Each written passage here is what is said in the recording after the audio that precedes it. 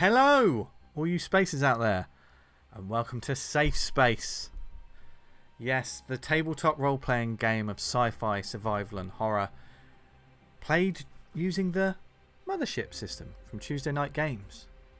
We're playing the first edition of the game, but check out mothership.rpg.com to find out more about this great game that we play. If you haven't watched the show before, welcome. You might want to go back and watch a few episodes because we're jumping straight into some crazy action this week, and my players are already nervous about it. But my players and me, who are we? Well, I'm Vince Hunt, and I am the GM/Warden for tonight's session. And I'm joined, as always, by four amazing and stress-free players known as Jim Bampfield, Lizzie Boyle, Gavin Mitchell, and PJ Montgomery. Say hello, crew. Hello, crew. Hello, crew. They already sound just put upon. You don't see it, people out there in internet land. They're so full of life before I press record, and then they realise the severity of the situation sometimes that we jump into. And this week is no exception, as I said. But this week, mate, is going to be action-packed, but this is also a game of survival and horror. And as such, the action may get intense, edge-of-the-seat stuff, but there may be some descriptions of gore, horror, psychological trauma, nightmarish visions, adult themes, all of that good stuff, just part of your daily diet. But if you don't like that kind of thing, then feel free to pull the ripcord and leave now. Thank you for getting this far through my thoroughly unprofessional intro. But I have, of course, talked to my players about their lines and veils, and we know where we stand in terms of, how far is too far. And we can go to some pretty dark places in this show, but it's always entertaining. And this way, I have not been able to. I was about to say I have not been able to sleep, but I wouldn't go that far. I've been thinking about what on earth is going to happen this week's session. And how are you feeling about it, players? You feeling jazzed? Are you ready to go? Ready to roll some dice? Yeah. Oh. Well, that's exactly the sort of enthusiasm I look for every week. I think that averaged out at meh. Yep. Yeah. Which is three levels higher than I expected, Lizzie. So yeah. Who knows what level we will achieve by the end of this week's session? He's dead at level. Well, you'll find out soon, PJ, because we're about to start this week's episode of Safe Space.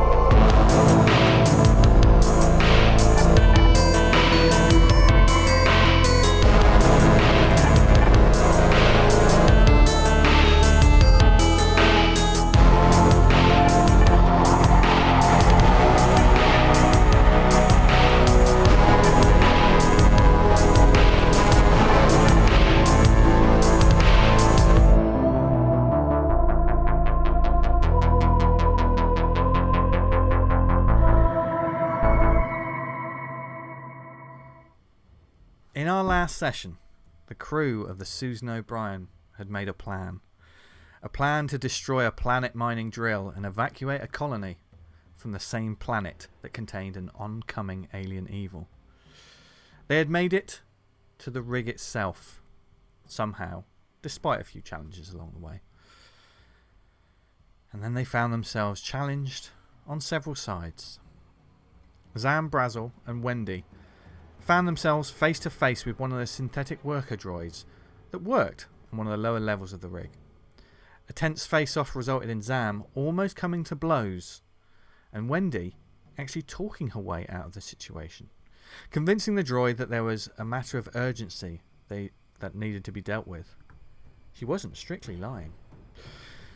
Doc FORREST and Blaze KELVIN, meanwhile, alongside their acquaintance Rico, had taken control of the control centre on the mining rig, and they did it by force, and through intimidation, threats and a little bit of finger removal, they managed to begin the sequence for a full colony evacuation. And so began the chaos. As people rushed to their appropriate exits, like a well-honed fire drill, but with a little more chaos and no one actually knowing what's going on, apart from the crew themselves. And the crew upstairs smashed the machinery that could possibly bring a halt to the process. Meanwhile, as all this kicked off, Wendy witnessed the droids switch to some kind of evacuation mode, going about their business and putting in action some sort of process that she didn't hang around too long to find out what was going on, as she was busy leaving herself. As ZAM was left to do the work of actually making sure that this place was rigged to blow. Good rolls and quick thinking led to ZAM BRAZEL being even more proficient even than he thought. And all of a sudden, the mining rig of Cassius Prime was going to have a catastrophic malfunction very soon. How big the explosion would be and what would actually happen remains to be seen. But one thing they did know is they had to get off this planet, and quick. The crew all made their way to the exits in a calm, orderly fashion and headed towards their waiting all-terrain vehicle they had already packed. Rico, alongside Blaze and Dr. Forrest, had been helping in her own sociopathic way with the things that they had to do. And she had to head further into the social complex to grab stuff she had stashed away earlier that day. And so Doc Forrest told her where to meet them so they could make their way off the doomed facility altogether. However, Doc gave her false information, and as she disappeared into the crowd, the last thing they saw was the back of her shirt before he and Blaze made their way to their vehicle and then waited for ZAM and Wendy to arrive. After a not uneventful trek amongst the hordes of evacuating workers, those two did indeed arrive, still decked out like miners themselves, and Wendy suffering a little bit from the psychological toll that all of this was taking on even her. The gang now reunited. The Doc gunned the engine of the vehicle and sped back to the safety of their ship, the good old Susan O'Brien. But someone had got there first. The survivors of Tunnel B6 had taken residence in the ship, wanting to leave the planet as soon as possible. What they didn't reckon on was the stubborn loyalty of one Captain Jane Austen. The captain not only wouldn't take off without her crew, but when these intruders arrived and planned a violent takeover, she managed to take one of them out, with a shotgun no less. Now, our crew are face to face with Bartlett, the leader of this group, in the cockpit of the O'Brien, and he was very eager to leave right away, especially as he had just set off some of the mining charges that his people had placed around the facility in order to cripple it during the evacuation.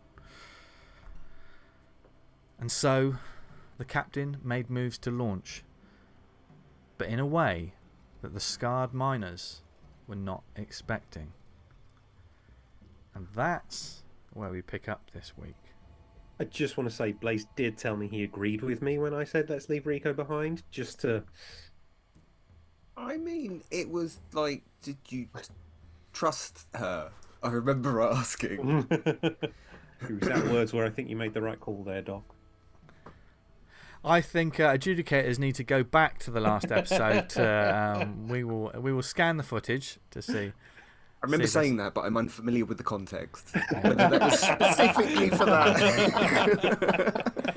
I do remember the moment when Gavin, out of Blaze Kelvin, said, "Wait, are we really leaving her?" And PJ was, "Yep." But what happens remains to be seen. Right now we have bigger issues to deal with, as the cockpit of the O'Brien has one corpse sat to one side, a large shotgun wound in its chest, its head down. another figure, one of the ones that you saw when you were within the sort of the home of these the B6 survivors, who seems to be holding the captain's shotgun. And you can see 2 spent shells on the floor, sort of rolling around slightly. Bartlett is in the chair, sort of next to the captain. He's still about 10 feet away, 10, 15 feet away. It's not a small cockpit. We're not talking the Millennium Falcon here. This is a big... The O'Brien is a big Teamster ship, salvage ship. But when we left off in the last session, one thing was of note that I want to reiterate to the players, because they will have a moment to think about this. Bartlett was eager for the captain to take off and leave this planet, and the captain was moving to do that. Before she did, she gave you all a knowing look and said to Bartlett, I hope you've got your seatbelts on, or you better buckle up. And you've been in this ship when it's taken off before. Some of you may have paid more attention than others. You have to decide who that is. But you can see that the sequence that the captain's doing, it's not going to take off like it normally would. This is going to be, you know, if you start a car when it's already in gear,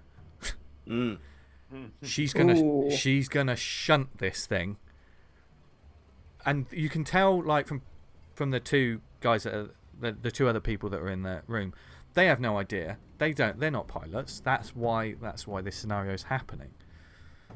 But you definitely, I want to give this to you, the captain definitely looked at you like, I'm going to do something. So, you have a moment as she's leaning over. Do you want to ask any questions before she hits the ignition? To her, or are we do you have any conferring? questions for me? Because this is kind of happening and like... Why are you trying to kill us? It's taken me Wendy 2 and I- seasons and I haven't even got close. Wendy and I are still in our mining gear. Does Yes. that have anti-gravity boots? They Or do. does They that do have, not. Like, magnetic boots? They do not. But they have. It has 2 armor points. Remember that. Mine doesn't. Why does yours not? Did Because it get there was smashed? damage to it. Yeah. Did the droid hit you? No, Blaze hit me. You got, but that was on the helmet, and you got another helmet. Oh, right. Okay. Yeah, So I yeah, can have that. yeah. There was a point that the helmet was smashed, which probably would have Yeah. compromised that. But when you stashed this poor Cassius Prime worker into a locker, you found another helmet there. So, for mechanically, you still have 2 AP. So I'm just going to grab hold of something then. Okay. So you're just going to try and keep hold? Yeah? Grab hold of something. Yeah. And this is But not this look is like I less, grabbed hold. you know, make a move. This is, okay, you know something's about to happen. How do you want to prepare for this? Okay. Yeah, just Bracing. brace, but subtly. Yeah. Okay. Blaze, Wendy. Would there be time to go anywhere? Not right now. I mean, not where, even out to the galley yeah, or where the lounge, which is just the next room. I mean, that room is not too far from you. When this kicks off, you'll be able to move probably if you don't fall over. But when this happened, you were kind of This is instant, You yeah. were a captive audience for when Bartlett Yeah. was doing his loves the sound of his own voice kind of thing. That bad guys do sometimes. How far away are we from the bad guys? Um, I'm assuming they're mostly like surrounding us. Sort of there's thing. only 2 in this room, if you remember. In the That's bridge. aside from Bartlett. Yeah, That's Boone and Bartlett, wasn't it? Boone is not there. He was downstairs. He's downstairs, and he did not follow you up the ladder. So I've got Bartlett, 1 guy, and 1 dead guy. Yeah. That's who's in the bridge. In the galley in the dining and lounge area. I Yeah, there's 2 in the lounge area. There's 2 in the lounge area, and there was 1 in one of your rooms, I believe. Mm-hmm. Yeah. Yeah. I think it was Blaze's room, wasn't it? I Because think. there were 7 in Yeah. total, was who we were Yeah. You were asked to get off yeah, world. you were told there were 7. There's There's 6 left, but there's in theory. there's 8 people on this ship, which you noticed last time. Mm. That is an important. Bartlett Is that said including 7. the dead one? Including That's, the dead one. that's including the dead one. Oh, there's amend 8. my list. Okay. Hang Yeah. on. 5. And there may be a reason for that, viewers. Eight. That's not just me getting my numbers wrong. So we've got 2. One of the ones in the dining and lounge area is the female that you bandaged up. Doc, you recognised her. She also doesn't. She's taken her mask off. You can see like a youngish woman with she's still badly scarred. And another figure who you didn't get a good look at. There were two at the bottom. Boone and another figure pointed you up here, didn't they? I just want to make sure I get my numbers right. So we had 2 down the bottom. We got 3 in the bridge. One of whom is dead. Yep. 2 in the galley and the lounge area. And 1 is in Blaze Kelvin's room. With their feet up. So we've got 8. Yes? Thank Yes. God. Yes, I have a note saying 7 living. Yeah. Okay. So so Blaze and Wendy, once again, you're assessing the situation. What would you can prep for something? How close are the 2 holding us hostage enemies? Bartlett is all the way sort of near the front of the bridge where the captain's seat is. He's almost like next to her, but 10 feet. Yeah. He's got a shotgun as well. He's got the shotgun that you saw next to him. And that's trained on her or us? It's kind of in his lap at the moment. It's not pointing in your direction. Okay. It's not pointing in her direction because he's not holding her at gunpoint to do it, and she seemed to be complying. And the other guy? The other guy is kind Okay. of I don't know whether you can see it when I ping on the map. They're just sort of on the side of the wall, and the figure that's dead is kind of in that area as well. They're sort of like they're near the hatch that goes down to the major laser cutter that Zam knows all about. There's a big hatch there, so they're sort of dead there, and there's blood spattered along the ground. By them, not Bartlett but alive. Is that person armed? they have the captain's shotgun. Yeah. Okay. Okay. Wait, so Bartlett's shotgun is not the captain's shotgun. No. He's got his own gun. He's got his own. He's got his own gun. This person that's by the wall has the captain's shotgun. They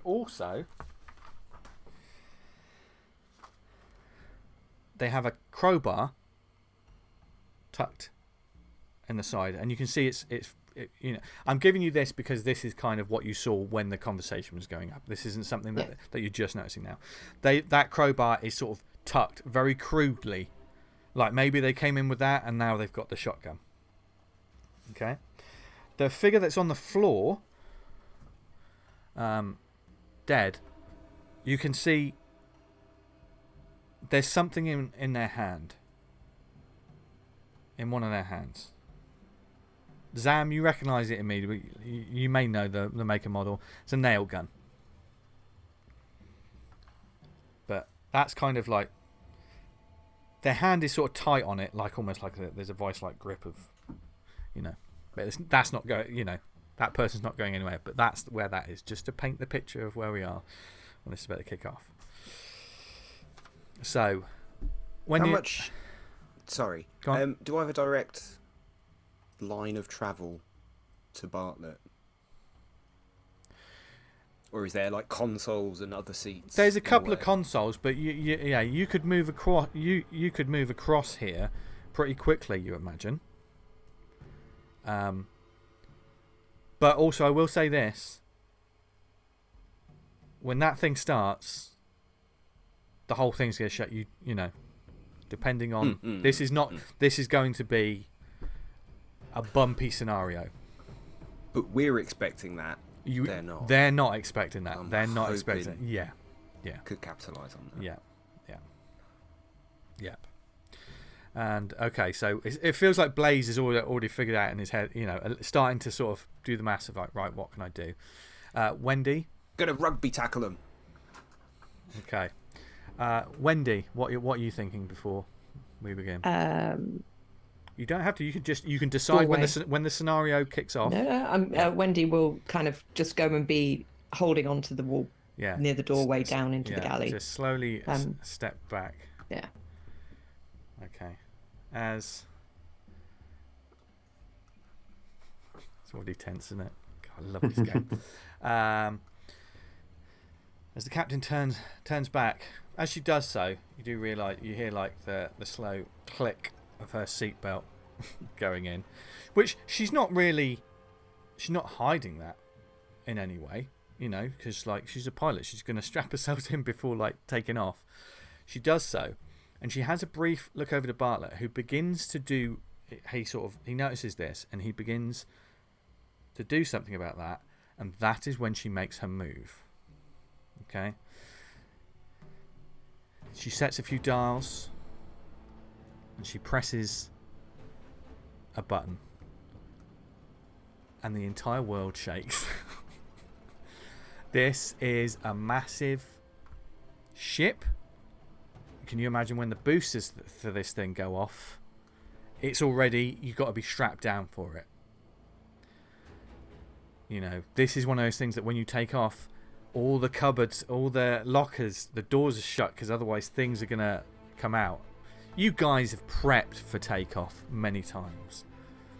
You know exactly, even sometimes, the worst you've had about it, because you've done it so many times, is you've had a little minor whiplash or a niggle in your back or something. So it's not pretty at the best of times. These poor bastards have no idea what's about to happen. And when the ship moves, everything goes. Okay? I'm going to ask you first, before we get into like initiatives and stuff, to make a save. This will be with advantage, because you were prepping for this. It will be a body save. Okay? And I will allow, even though there's, without any of your modifiers, because of the nature of this, I will allow 20 to your score. Okay? We can add 20 to our body scores. You can add 20 to your body score now, just straight off, because of what's happening. Okay? A very unusual move in Mothership, some may say. But hey... That's really kind, Vince. Thank you. Yeah, why? Because I don't want you all to die straight away. No. Can we add athletics? You can add athletics, yeah, certainly, because probably Wendy's just grabbing something. The forearm muscles are they're gonna get a test to stay on your feet. This is almost one of those dexterity saving throws just to make sure you don't fall prone kind of things. But that's from another system. Other systems are available. So body save from everyone. Let me know who succeeds. Question. Yes, Sam. If I rolled all zeros... That is a critical success. That is 100. Yeah. Yeah. Well, that's what I've got. You're all the zeros. buffest dude. Yeah. I don't know how to... Now, that I'm going to hold on to that little bit. So you're not falling, Okay. Zam. You're gonna stay true. You plant those big chunky feet, and you get ready. Wendy. So I was aiming for 57 and I got 24. Brilliant. Yeah. You hold on. It's like being on a moving train when it's when you're in the middle of a train and it's moving all over the shop. Blaze. I was aiming for 62 with all those modifiers, and I got 67. Oh, right. Okay. Hold on to that caller. Doc, what did you get? Well, thank God for the plus 20, because I was aiming for 44 and I got 29. Okay.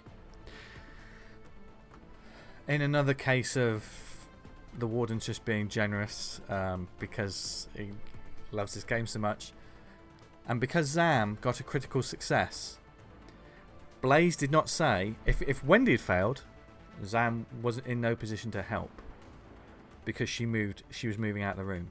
Blaze, I would say you're probably not too far. You were kind of together, weren't you? So you're not too far from Zam as it stands. So Zam, you can try and help him. You can try and grab him and stop him from falling over. You see that because you see this big man making a plan, and maybe because he's making a plan, he didn't plant his feet as much. So when this thing goes off, he starts to go. What do you do, Zam? How about it's Blaze? These are the moral choices that I give you in this game. I help What him. would Zam do? Okay. Yeah. In the heat of the moment, he'll forget himself and he'll help him. Okay. With that, Blaze, you get one more roll. Same modifiers. Same modifier, yeah. Not gonna be with advantage. It's not gonna be advantage. But like 36. 36. Right. Okay. 36. You start to go, and then like a chunky miner's glove grabs you and keeps you from going. I just hold on to it. I'm just gonna do a couple of rolls. Don't you see legs, hey? Okay, I'm just gonna do a couple of rolls. Would be space legs. We'll keep up seafaring tradition there. Okay. Okay.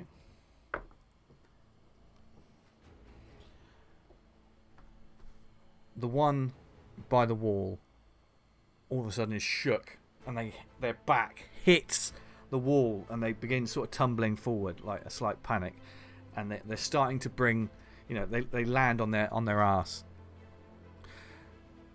The chair that Bartlett was in swivels violently, and as it does so, and he hasn't got the seatbelt in,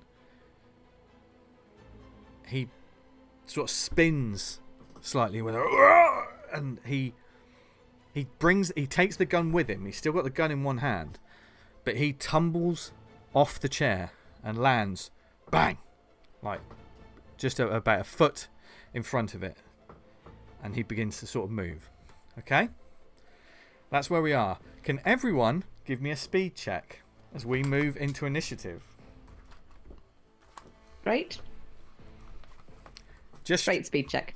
We're allowed to add modifiers? If you can convince me of it, players. I have athletics.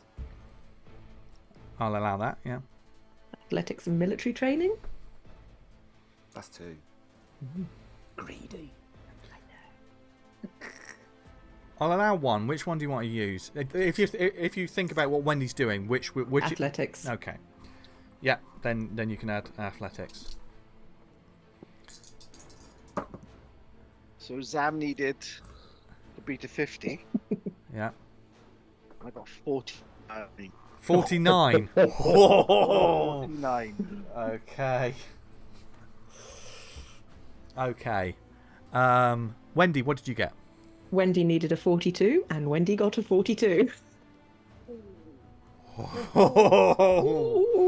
Okay.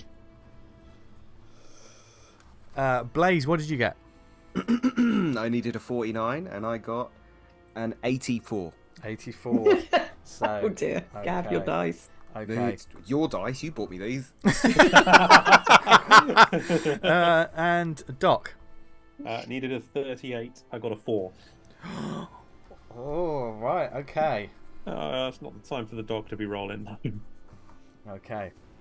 He's not a man of action. As all of this is shaking, Doc, you can hear things rattling behind you in the galley, and like just you can hear doo, doo, doo, doo, as like there's a maneuver that shouldn't have really been done with this ship, and you can hear like just banging, like there's something outside is smashing into the ship. As you see the captain, she started this, and now she's got to fight her own ship. So for all intents and purposes, the captain's got her own thing going on while she's trying to sort of sort this out.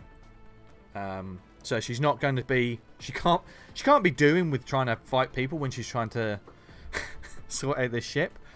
However, all of this has happened, and certainly for a bit of a style and panache, there's some sparks that go off in the bridge as well. Doc Forrest, you are the first. Once you grab yourself, actually, describe, PJ. It's over to you. When all this kicks off, what happens to the dock, and what would you like to do? What is the positioning of Bartlett and the other guy now? Is one of them closer to me? Are they both on the floor? What? Both on the floor. Where would you say you were stood? Were you stood fairly central in the bridge? Yeah, the dock would have been trying to get sort of closer to the captain. Then, actually, maybe where you are, maybe Bartlett is closer. Okay. It's marginal because one's at like a diagonal and one's almost straight ahead of you. Fucking hell. I don't know if I can do all of this in one round, so you rein me back. Yeah, and I will say this: moving in here, because this is not a flat room. This is not sprint. Yeah. If you want to do things, this thing's still moving, so you might have to make a check to make sure you can do it. Just to keep things. Oh, I run over and I kick the gun away. Well, no, you're on a fucking roller coaster. Yeah. It's going to be a bit. So I want to get to Bartlett. Okay. And start trying to get the gun off him, but not kick it away. Actually, physically pick it up. Okay. So it will be first. It will be your movement to get over there. We'll do this in 2 sessions. So you'll have to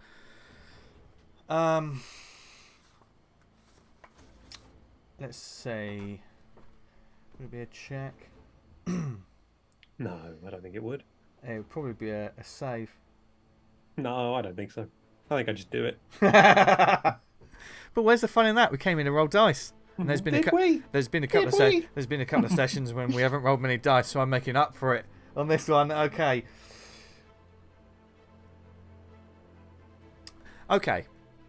Give me a strength save, Doc. This is like you're staying on your feet, just to make sure you stay on your feet. With surgical precision, can I use surgery? No. Be a flat roll as far as I'm concerned. Motherfucker.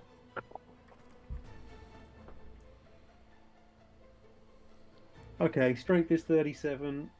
That is a 55. I've critically failed there. Oh, if you had failed, I would have given you a body save to give you a chance to stay on your feet. A critical fail.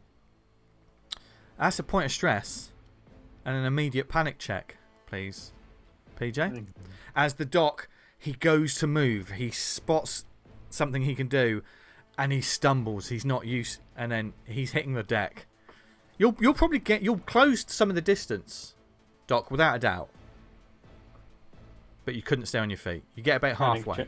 Panic check, yeah. Yeah. What's your current panic level?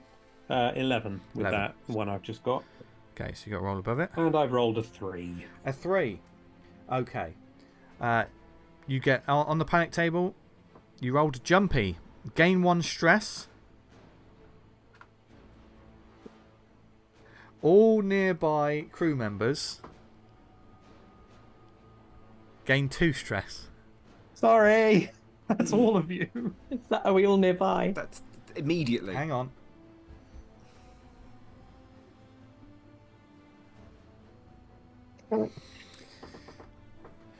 Interesting. Uh-oh. Interesting. Blaze, 2 stress. Zam, 2 stress. Wendy, you said you were leaving this room. I'm in the doorway. You're in the doorway, and Doc slid a bit forward. Let's make a luck roll, shall we? Okay. 50 or lower. You don't get the stress. You don't get the stress. You've begun moving out, so you're, yeah, okay. I rolled a 23. You don't get the stress. But the rest of you do. I'm so sorry. Oh, Zam. Zam. So, and that is jumpy, Doc, just so you know. Yeah, so there may be the panic as well is just sort of setting in. Mm-hmm. Okay. Dice. And that's your turn. Wendy, it is your turn. In this doorway, as you sort of got to the doorway, in the dining and lounge area, take one look to the galley, and boxes and stuff have fallen out. There's coffee mugs and stuff everywhere. On the other side,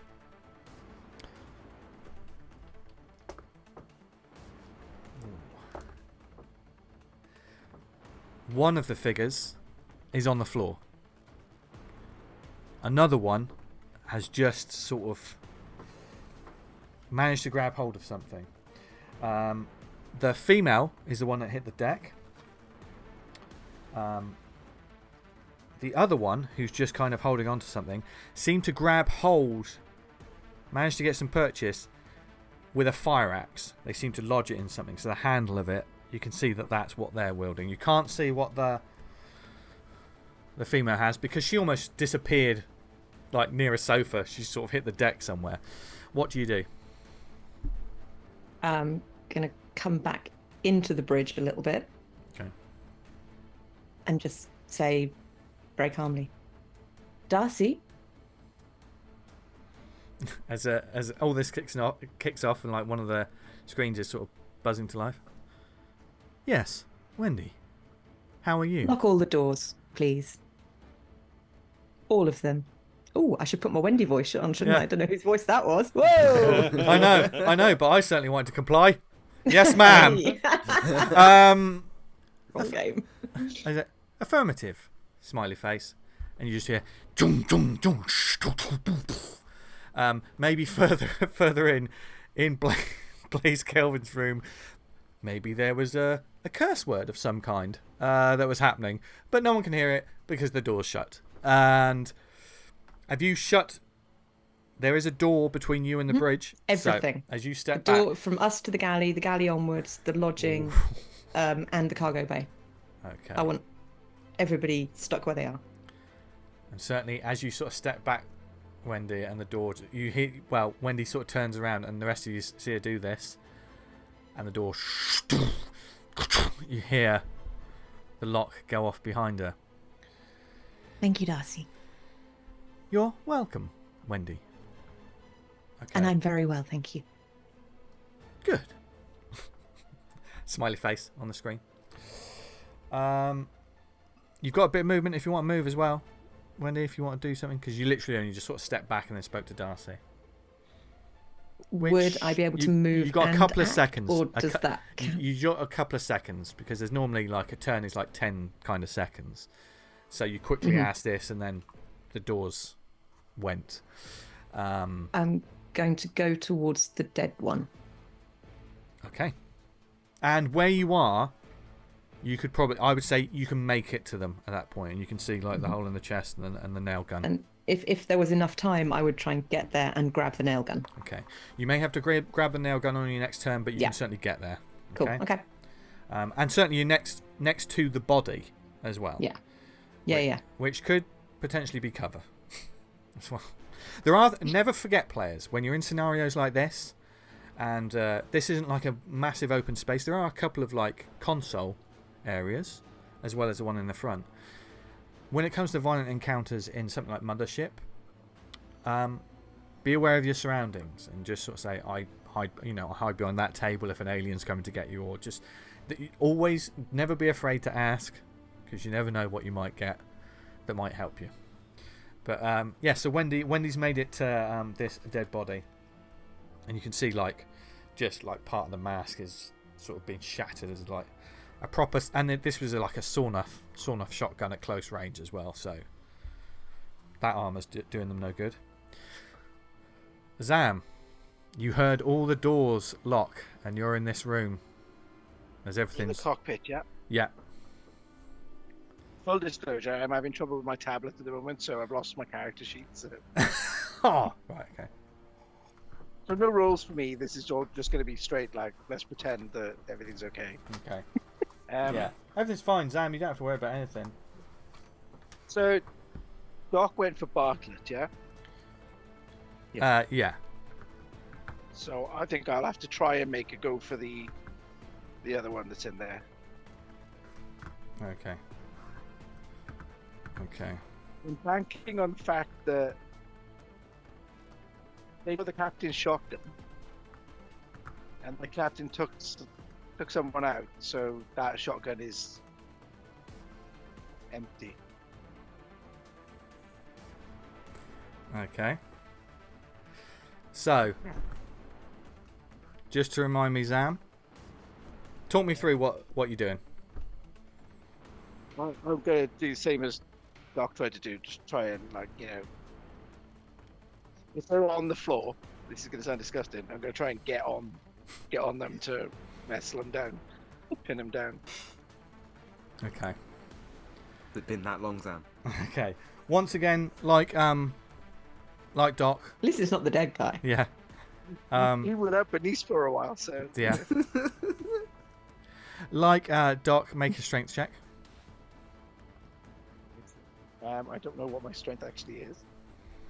Let's see if I can. Bear with me, caller, as all of this is kicking off. Really high, I think. And the really, really high. Oh, yeah, you're really swole. Really, really so strong. Really, you're gonna come at me like that, are you? Okay. My old one was 34. I'll just go by that for now. Oh yeah. I think it is. I don't think you added. Oh, and that's 70, so that's a fail. Make me a body save, please. Yeah. Which I'm just gonna.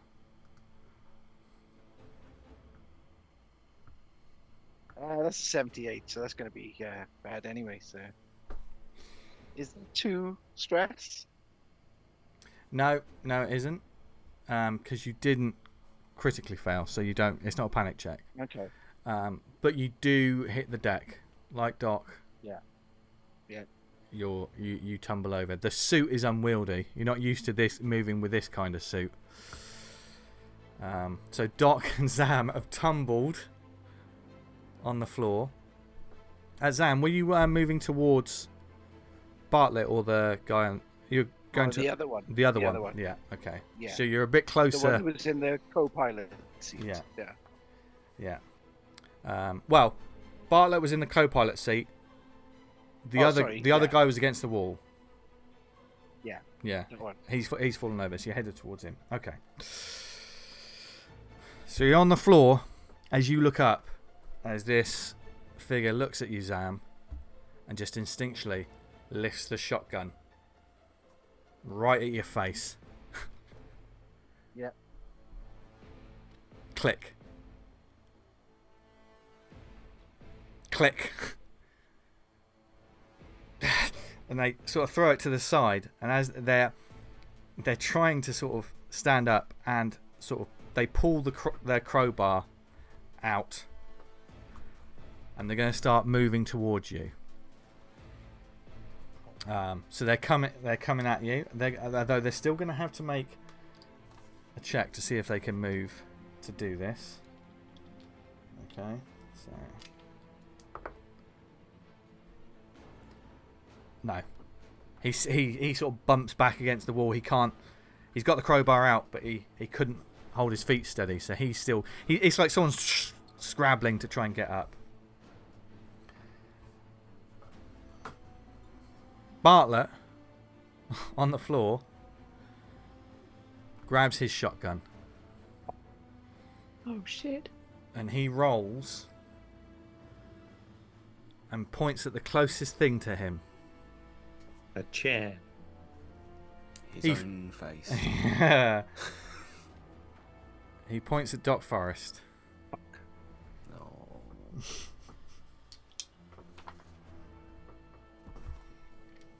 And he pulls the trigger. What? No, he doesn't.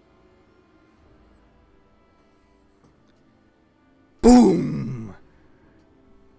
Doc, you hear the sound. It echoes. And you also hear a small mini explosion as the shot rings out over your head. And something in this room shatters. As this figure trying to get some sort of purchase. They're not moving because they're stationary. And then they fire again.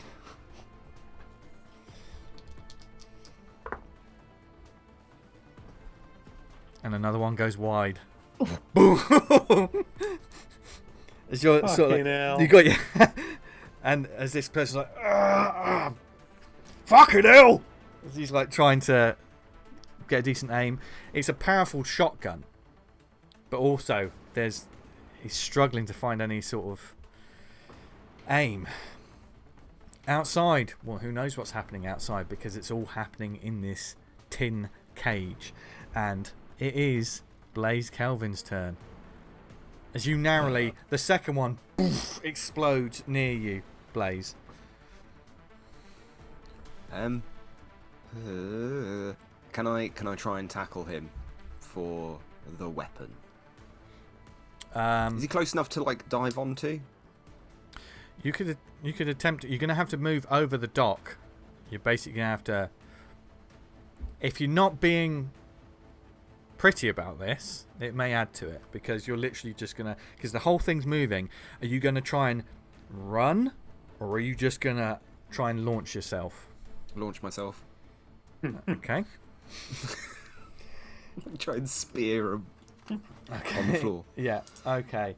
Then it'll be a strength check. A strength check with your athletics because those leg muscles, which are when you do this, it's going to hurt because that wound in your leg. You'll feel this. Oh yeah. You're not going to get damage from it, but just remember there was a wound that's still been healing. So if I roll poorly, I can attest it to that. Oh, my leg. You land on me. This is the shittest fight ever. This I is am fucking. yeah. I mean, it's essentially if we paint it like this, Pete, like to everyone at home watching and to the players, it's like having like a close quarters fist fight in a falling lift. It's that kind of. There's no control. John Wick could do it. John Wick can do anything. Yeah. Well, I needed a 41, and Yeah. I rolled a 78. Ooh. Yeah, you don't get. I get stress, right? Yes, you'll get stress for that. Yeah.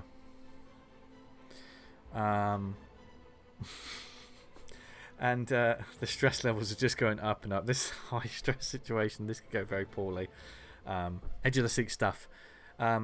Zam, Blaze, you dive and the agony sort of takes you off a little bit.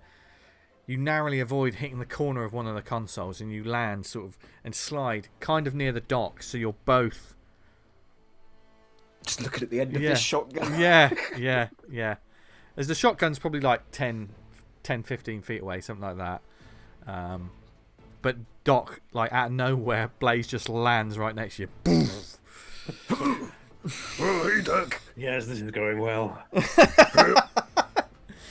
And Doc, it's your turn. I'm going to shout to Bartlett. Do you really want to fire that in here and blow a hole in the damn ship? You get no response. I'm leaping at him again. Fuck it. Okay, are you going to try and stand up, or are you going to try and crawl over to him? I'll crawl over and try and grab the shotgun. Okay.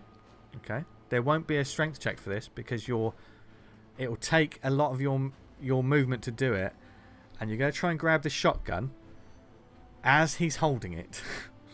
Yeah. Okay. So it will be a contested strength check. Okay. You don't know what hit stats he has either. I love it when players don't know things because then. I know. Yeah. I don't want to roll them. Okay. Oh no. Make a combat check actually. A contested combat check because you're both fighting for this. Okay.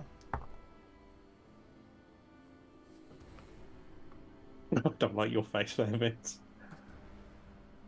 What'd you get? Okay. So my combat is 36. Mm-hmm. Rolled 4. 004. Oh. I rolled a 33, which is a critical success. But mine's a lower success, so it's a better success. Because you did succeed, he's not going to fire immediately, but you almost have it as well before he sort of like. How did I lose that when I rolled a fucking 4? I know. It's because I rolled a critical that I may be wrong, and certainly there may be some people screaming about this. Morally wrong. But it is, and you realise going up, like, this guy's not as strong as you thought. You thought this was going to be a nightmare. He's not as strong as you He was thought. pretty weak. I've examined him before. Yeah.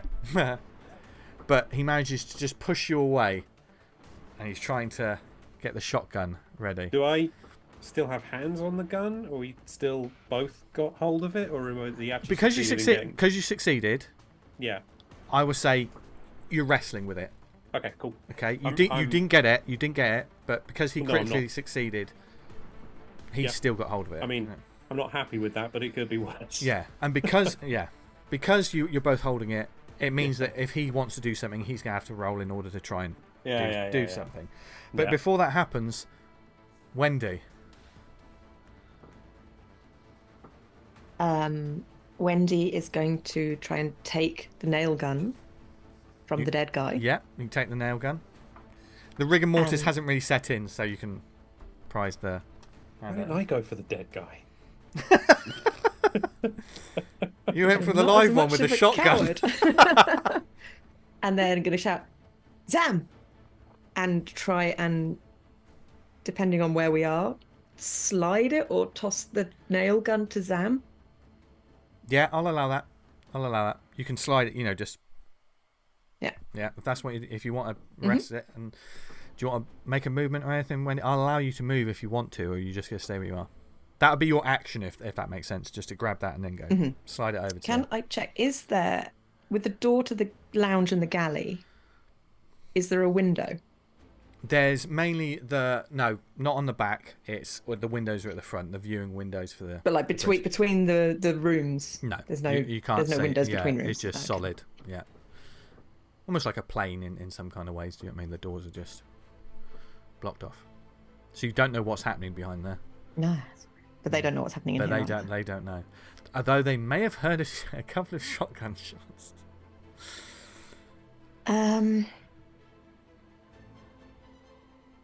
I'll allow movement to another position if you want to move to another position. Can Wendy start moving back towards the doorway, but dragging the body? Yeah, if you want. Are you sort of dragging it? Just dragging along the floor, kind of. Just not, dragging not it, Weekend at Bernie's. or dragging it as cover? How are you doing this? Just dragging it. Okay. Yeah, not trying to cover. Yeah, I'll behind allow it, that. just You dragging can. it. Yeah, you won't need a strength check for that, and because Cool, thank it's you. not like you're stood up to properly do. You probably because this guy's still fairly heavy with the gear that they've got on. Blood just pouring out of the open wound. Great. That's what we want. We want like blood smearing Yeah. across the floor. Lush. As the nail gun lands just about a metre away from you, Zam, as the guy with the crowbar, or girl, or whatever, you don't know who they are because they've got all their gear on, is trying to get this. They're trying to move towards you. A nail gun is about a metre, half a metre away from you. What do you do? Go for the nail gun. Okay. You can, and because you hit the floor, you don't need to roll for this, Sam. You can, on all fours, if you want to get the nail gun, it won't take too much to sort of leap over. You grab the nail Very my gun. chubby body. Yeah. Yeah. And then what do you do? I'm just gonna fire it at them. Okay. Make a combat check. Yeah, combat. There's nothing I can add to this, really, is there? What have you got, Zam? Well, I've got industrial equipment, No, it which is won't be. heavy machinery and tools. It says exosuits, forklifts, drills, breakers, laser cutters. I mean, that's I'd be quite accurate with a nail gun. We have. I'll allow that one purely. I mean, he's really pushing the. He got the rules lawyers for that one. I will allow this purely because the amount of work that Zam's done. That he's no. If it was a pistol, disadvantage probably. But Yeah, I think so. Yeah. yeah. I So agree with you on that. yeah, make a Great roll with that. overlord. Yeah, you don't get advantage with it, but make a roll with that.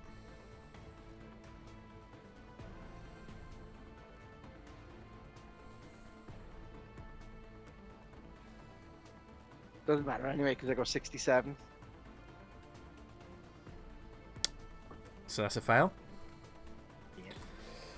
Point of Yes. stress. It's like dum dum dum dum, like a couple of nails just skirt past this figure. Fair question. What happens when your stress hits 20? Your stress hits 20. That's all you got. That's all you need to know. Your stress is at Steam 20. starts coming out your ears like a kettle. Yeah. You're very stressed. Well, You can get ready for that. 'Cause you can we're on 19. Yeah, you So- can hear your heartbeat in your ears. Above everything else is that almost feels like you're underwater. It's starting to, as you just miss out on this guy. As this guy tries to steady himself, he's going to make a roll to see if he can do that. He's having a. He failed, so he can't get up. He's going to lunge towards you, Zam. He's just going to try and push himself off the wall and swing this crowbar at you. Okay? And try and... Yeah. He's going to do this with disadvantage.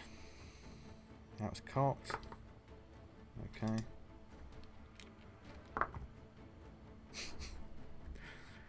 I wish it was a normal roll because the disadvantage really screwed me then. And he misses. And he sort of lands sort of next to you. So you've got this person sort of in your grill, as it were. Can I just ask a question? Go for it. You said their faces are covered. Is it just bandages? Or This is one's it- got a bit. He's got like a sort of a mask, like a breathing mask kind of thing. You can't really. You can. How being, solid is it? it's like one of the ones that you wore. Do you know what I mean? Or you know, a little bit adjusted here and there, and you can see some hair sticking out of it, and you can also see like one of the. There's gaps in it then. Yeah, there is gaps, and his eyes are a little wild. Like maybe he's panicked. You know, this isn't. He's not prepared for this. It's almost like he's got the same combat ability, maybe as you, Zam. He's not. He's, Yeah. Yeah. But the fight for the shotgun continues. There is going to be a contested strength check, Doc. Strength this time, is it? Yeah. Oh no, yeah. No, you're quite right. Combat check. Let's make a combat check. No, my strength is 1 point higher. Can I do? Ooh. So, combat 36, 33.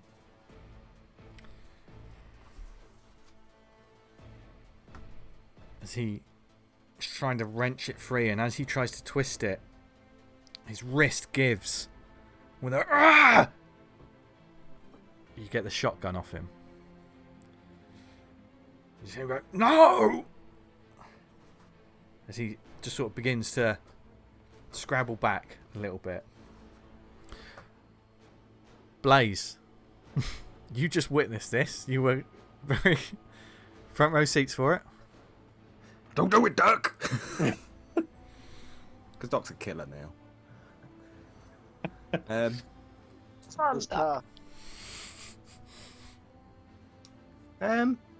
You're currently prone, Yeah. but on your belly, as it were. Can I still try and do the same? Well, not the same thing, but can I get up and then You can. accost Bartlett? I don't know if my players have remembered this. What have we forgotten? What have I forgotten? Well, Wendy and Blaze still have handguns on them. yeah.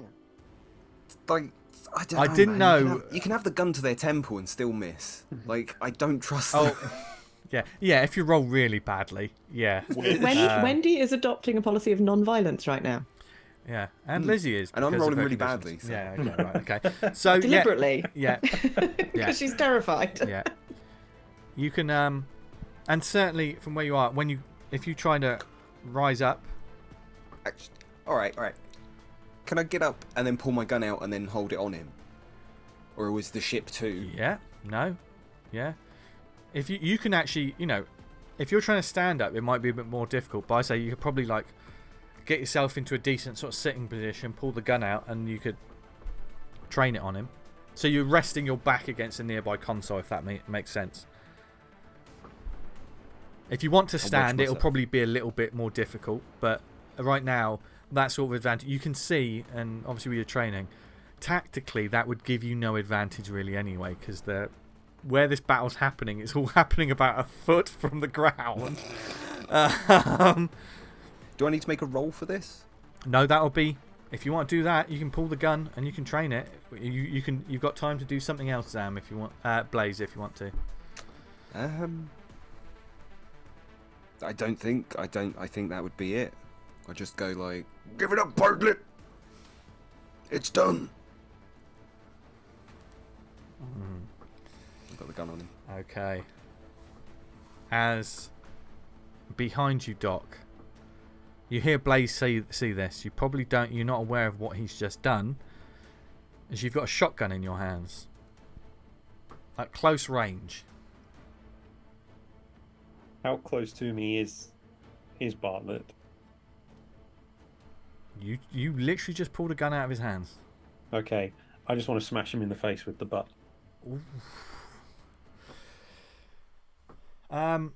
Be a combat check with advantage.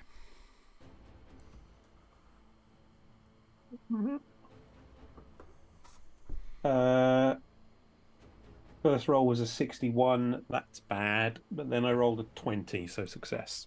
Could you give me a D5, please, Doc? D5. Yes, I can. Which is a D10 halved for those watching at home. 4.5. Ooh. Let's round down to 4. So you smash into his mask, and like you see some of this mask sort of like it dislodges slightly, and you can see underneath. Call your men off. And as you do so, you can just see this wild look in his eyes. These eyes, being up this close, you can see properly his eyes, and it's almost like his eyes are sort of wilder than you thought as you smash one of them. Like skin, like there's skin has melted away, and there's little eyelid there. And as the sort of mask is being sort of pushed to the side, you can definitely see, like probably on this side, visible teeth as it's just been pushed aside. You never really got a shot of what he looked like underneath this mask, but you can tell it's not nice. Give me a social roll, please, Doc. With advantage, because you have a shotgun. I do also, when I say call your men off, can I also add, you can still get out of this in one piece. Okay. So my social's 30. Okay. I don't really know how I'm doing this, but one was 32 and the other one was 4 again. Okay. So you say these words, and Bartlett, he's sort of frozen there for a moment. But Wendy, it's your turn as this is happening.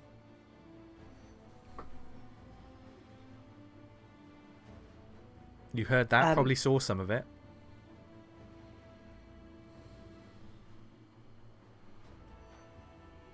Wendy is going to drag the body into the doorway to the galley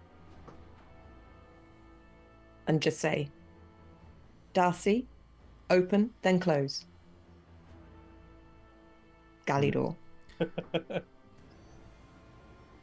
Pardon, Wendy. Could you please repeat the instruction?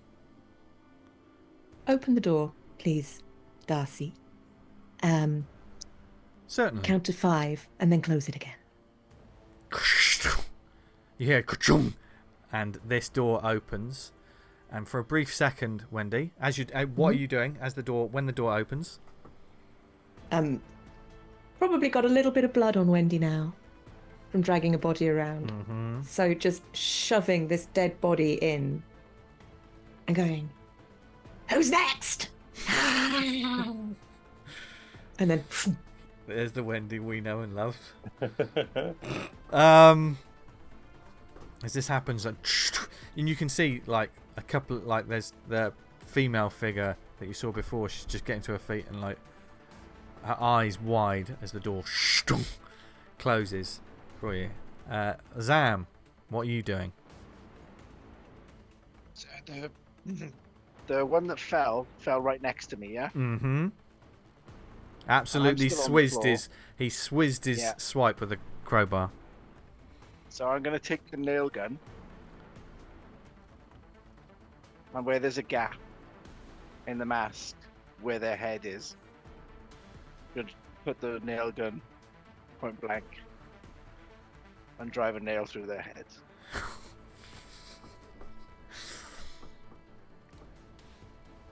Make a combat check, please, Zam. Can I add my industrial equipment again? Go on. Yeah, purely because I'm saying that you don't get advantage, but I'll allow that because of what's. So I needed. So with the plus 10, Yeah, 56 is what I needed Yeah. on my combat roll. I've done a dock and I've rolled a 4. Yay! What is going on tonight? Yay! We're nailing the guy in the head. Yay! The Zam, civilians have discovered should- violence. I'm worried. Shouldn't be cheering that. They Sorry. seem to have an appetite for it. Zam, as this figure sort of lands next to you, and you saw that wide-eyed sort of like maybe a panicked look as they realised they missed you, and as they sort of turn and you see that there are a couple of seams. There's one kind of about there, and there's one in the neck. Temple. You're going for the temple. Yeah. And you just could you give me a D10 roll, please, Zam? Oh, a 2. 2. Yeah. It moves. I mean, it's still.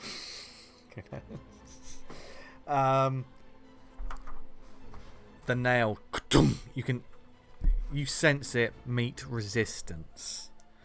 But there was a little more resistance to the mass than you thought, which there's part of your brain that goes, actually, this workwear is pretty good. But still, it passes through, and you just hear a scream as this figure sort of riles back, and there's blood, and you realise you almost caught their ear. You got it a bit lower, and there's a nail sticking out the side of their head as they scream in pain. Jesus. And they sort of roll over and they drop the crowbar and like start going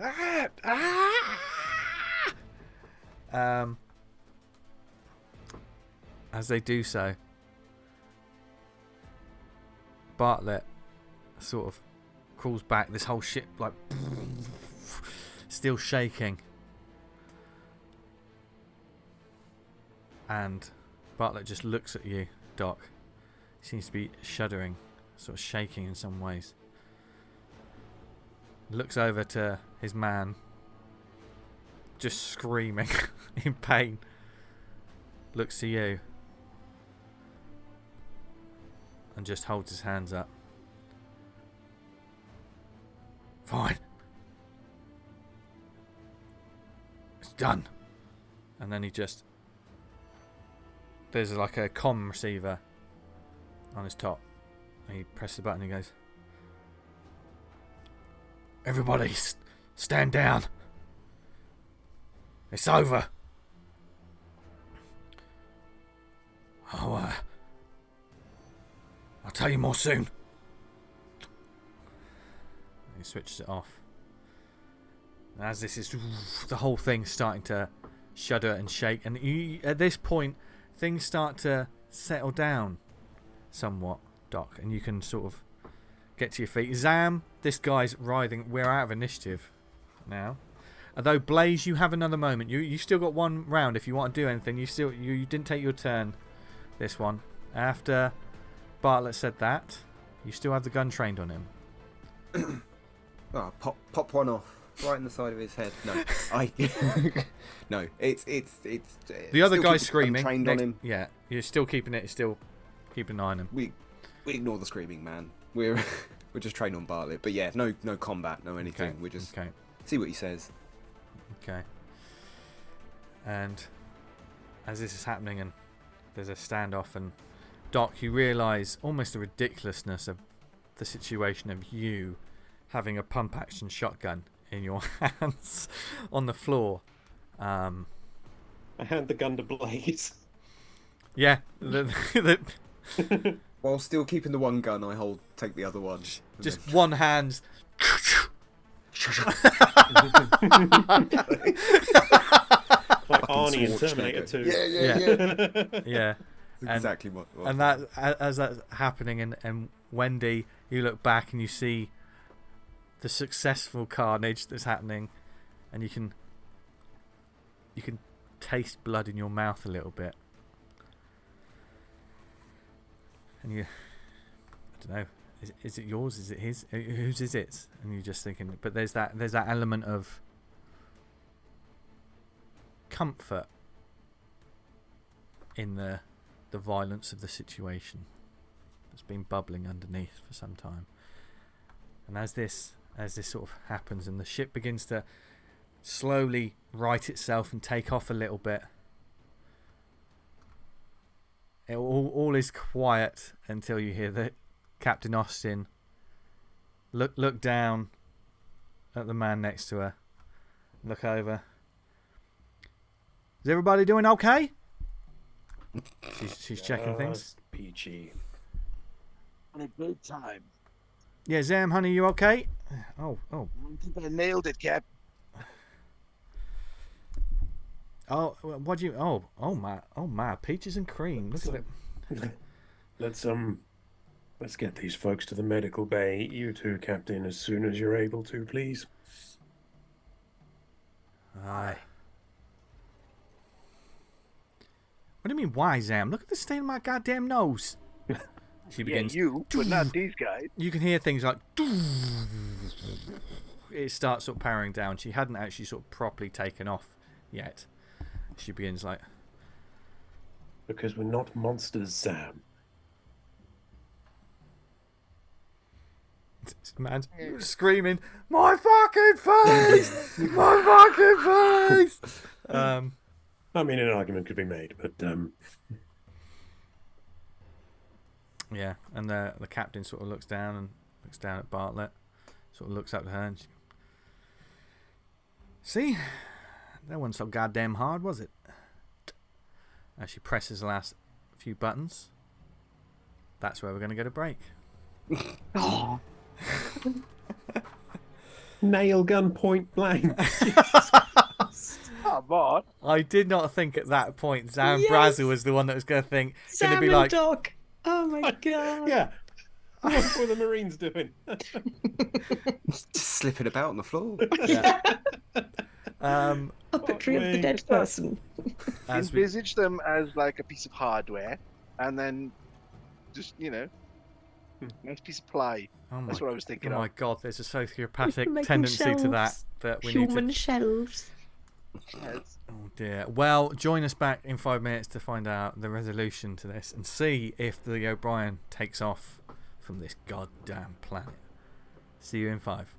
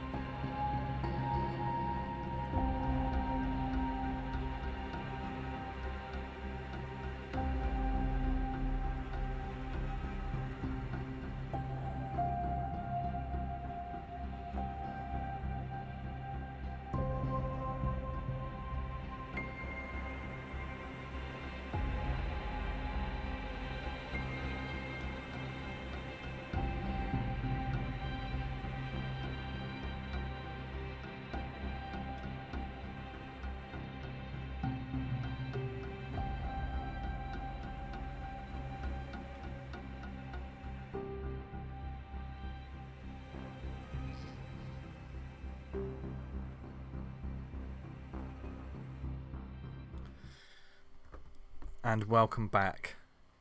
So,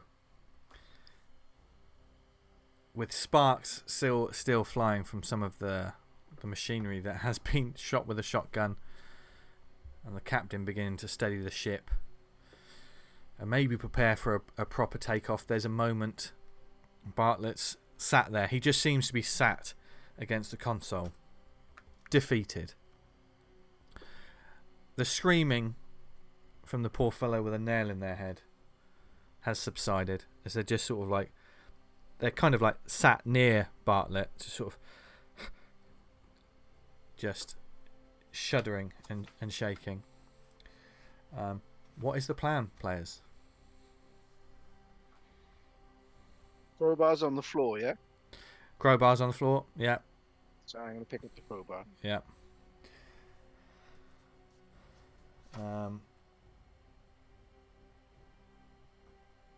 What is there? Anything else? Do you have anything else?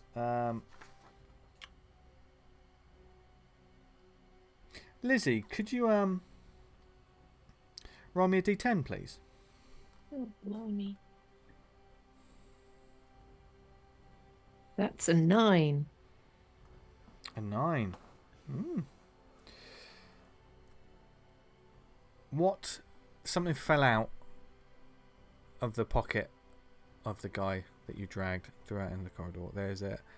There is a pot of Item. There is a pot of pain pills. Times 5, so you can put pain pills times 5 on your Blaze, I believe you've used pain pills 1 or 2 times. Delicious. And you know, Wendy, with these pain pills, I just want to describe it for you. When ingested, they immediately restore 1d10 health and lowers stress by 1. There is a danger of addiction and overdose if used frequently. So, bear that in mind, all the things that you may have that you could take or ingest or whatever that may be able to lower stress. Because right now, all of your blood pressures are quite high. I could have been asking for a lot of panic checks in that last fight, but you ended up doing okay. Only the poor doc, I think, got a panic check. So, yeah, you have a moment. The doors haven't been opened yet, unless you state. So you have a moment to plan, talk, whatever, while the captain's sorting out her ship. Darcy's also there, the ship and computer, of course. What would you like to do? So we've got 2 in the cargo bay, 2 and 1 in the galley, and 1 in Blaze's bed. Oh yeah, that son of a bitch. Without need their to, leader, then nothing. There's 1 angry guy with a... They believe in this man, knowing that we've subdued him. We'll be okay. So I think the 2 in the galley will be fine. Sleeping Beauty will probably be okay. The 2 downstairs we probably need to send or go and just collect them. My people, they stayed with me because I promised them I would get them off this planet safe. Please don't hurt any more of them. You'll keep your promise. He sort of keeps his head down, but then just sort of briefly looks over to where there's a big fucking blood stain on the wall.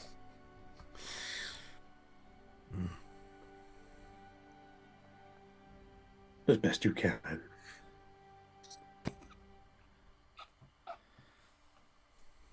And yeah, the dog will genuinely want to get Bartlett and the guy with the hole in his face to the medical bay.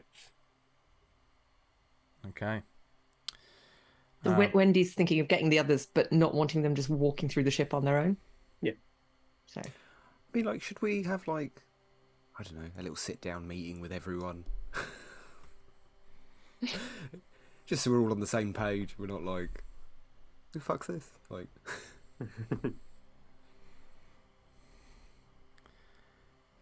What would you like to do? Are you going to move them all to the med bay? Are you going to open the doors? How are you going to prep to move further into the ship? Zam, what is Zam thinking right now? Doc, I can help you get that nail out, and he's going to hold the crowbar up. I think I've got this, Sam. Thank you. You sure? Yes. As you reach, as this sort of nail is thick into the suit and the head, you go take this nail out. I will get him to the med bay before I do You it. get him to the med bay first. Yeah. Probably for the best. Yeah, don't make any more mess. As Doc is moving him out, Sam's just going to like shake the crowbar. And this guy sort of just shivers in response. Bartlett sort of looks up. I'm afraid one of you's going to have to take me. Oh, yeah. You can crawl, you piece of shit. Zam, give the fellow a lift. I'm going to hook under his arm with a crowbar. Oh, he's like, ah. And you begin dragging him. Yep. Okay. Blaze, if you maybe go ahead of us with the guns. yeah, got your duck. And as the doors open and Blaze is at the front. Oh, can I just quickly check Okay. how many shells are in the shotgun? Uh, That I have. there are 4 more shells in that shotgun. Fucking hell. Lovely. Thank you.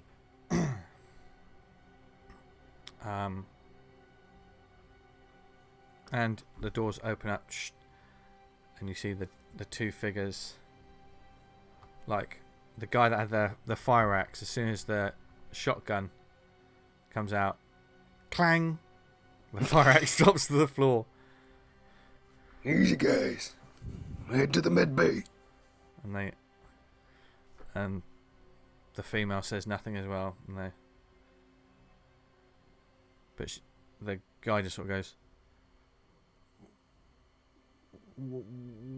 "Where's the med bay?" Back that way. Turn around. And like you immediately get the sense that these guys have not been on here long. They haven't been rooting. There's probably they haven't been rooting through all our things kind of thing. They literally just got there. There's some empty chocolate wrappers. You know, as soon as they saw there was some food, they were probably absolutely scarfing it. But you begin leading them towards the med bay on this. Wendy will pick up the fire axe and follow at the rear. So these 2 figures begin moving forward. All the doors, by the way, are still locked until closed, unless you want them opened. Darcy specifically just opened the one that you said, so you have control over all the doors. Because the ship listens to you, it's not going to listen to them. So Blaze, your room still has someone in it. But you lead those figures into the med bay, dragging Zam. It's an uncomfortable drag, as there is cursing, there is agonized sort of grunts, as the figure of Bartlett is brought. What do you do with the body, Wendy, that you threw out into that was in a crumpled heap? Get it later. Okay. So you got those 3 in the med bay. No, 4. Sorry, 4, because there's the guy with the nail in his head. Got to forget him. Old Jimmy Nail. What kind of shoes did he have on?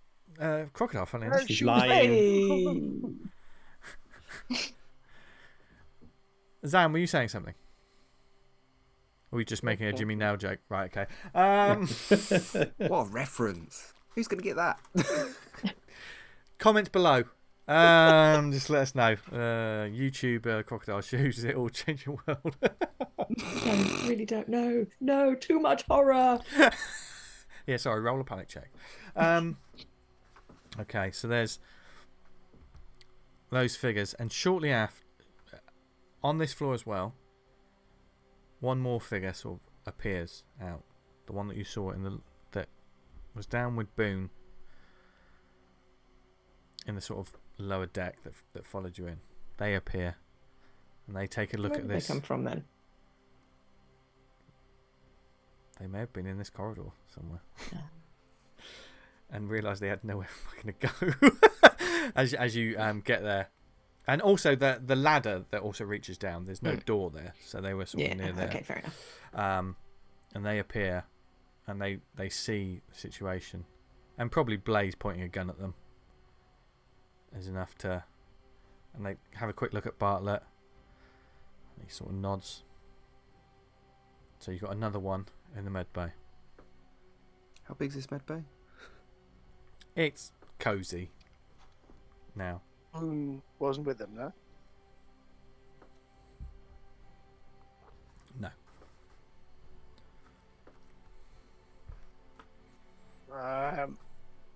I'm probably gonna slide the nail gun near Bartlett's head and just say, "Where's the big guy?" So look around.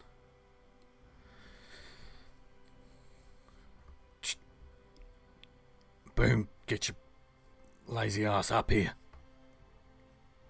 The Now. doors are locked. No, he went down the ladder. It was in the cargo bay. He was in the cargo bay. He didn't take the ladder up. So you don't know where he is. You know he's not on this floor. Boom. Darcy. I'm being fucking serious. I'm not fucking about, mate. Things are quite serious now. You gotta. Wendy will go down the ladder into the corridor below. Oh, can we not ask Darcy to life scan? Darcy sort of, as you ask Blaze. Yes, Darcy, Blaze. life scan, please. Where would you like me to scan? Scan the hang on, just cargo deck for life signs. And there's a little spinning wheel. Need to update. yeah. Just pauses. Before there is one life sign in the cargo bay. Okay. Blaze, you coming? Or shall I go? I'll come with you. Doc, here, you take this. I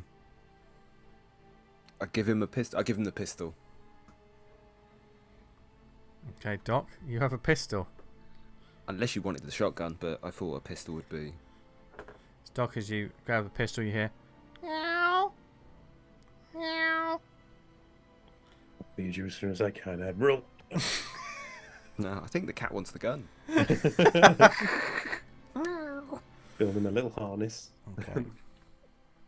So, as Doc and Zam. Doc passes the pistol to Zam so he can start treating people. Okay. Sam's got his hands full because he's got crowbar with Bartlett attached to I it. in assume one you hand. put I mean, Bartlett on but the yeah, dead body. nail. Bartlett is no longer attached to the crowbar. Yeah. You sort of sat him up and then put the fucking.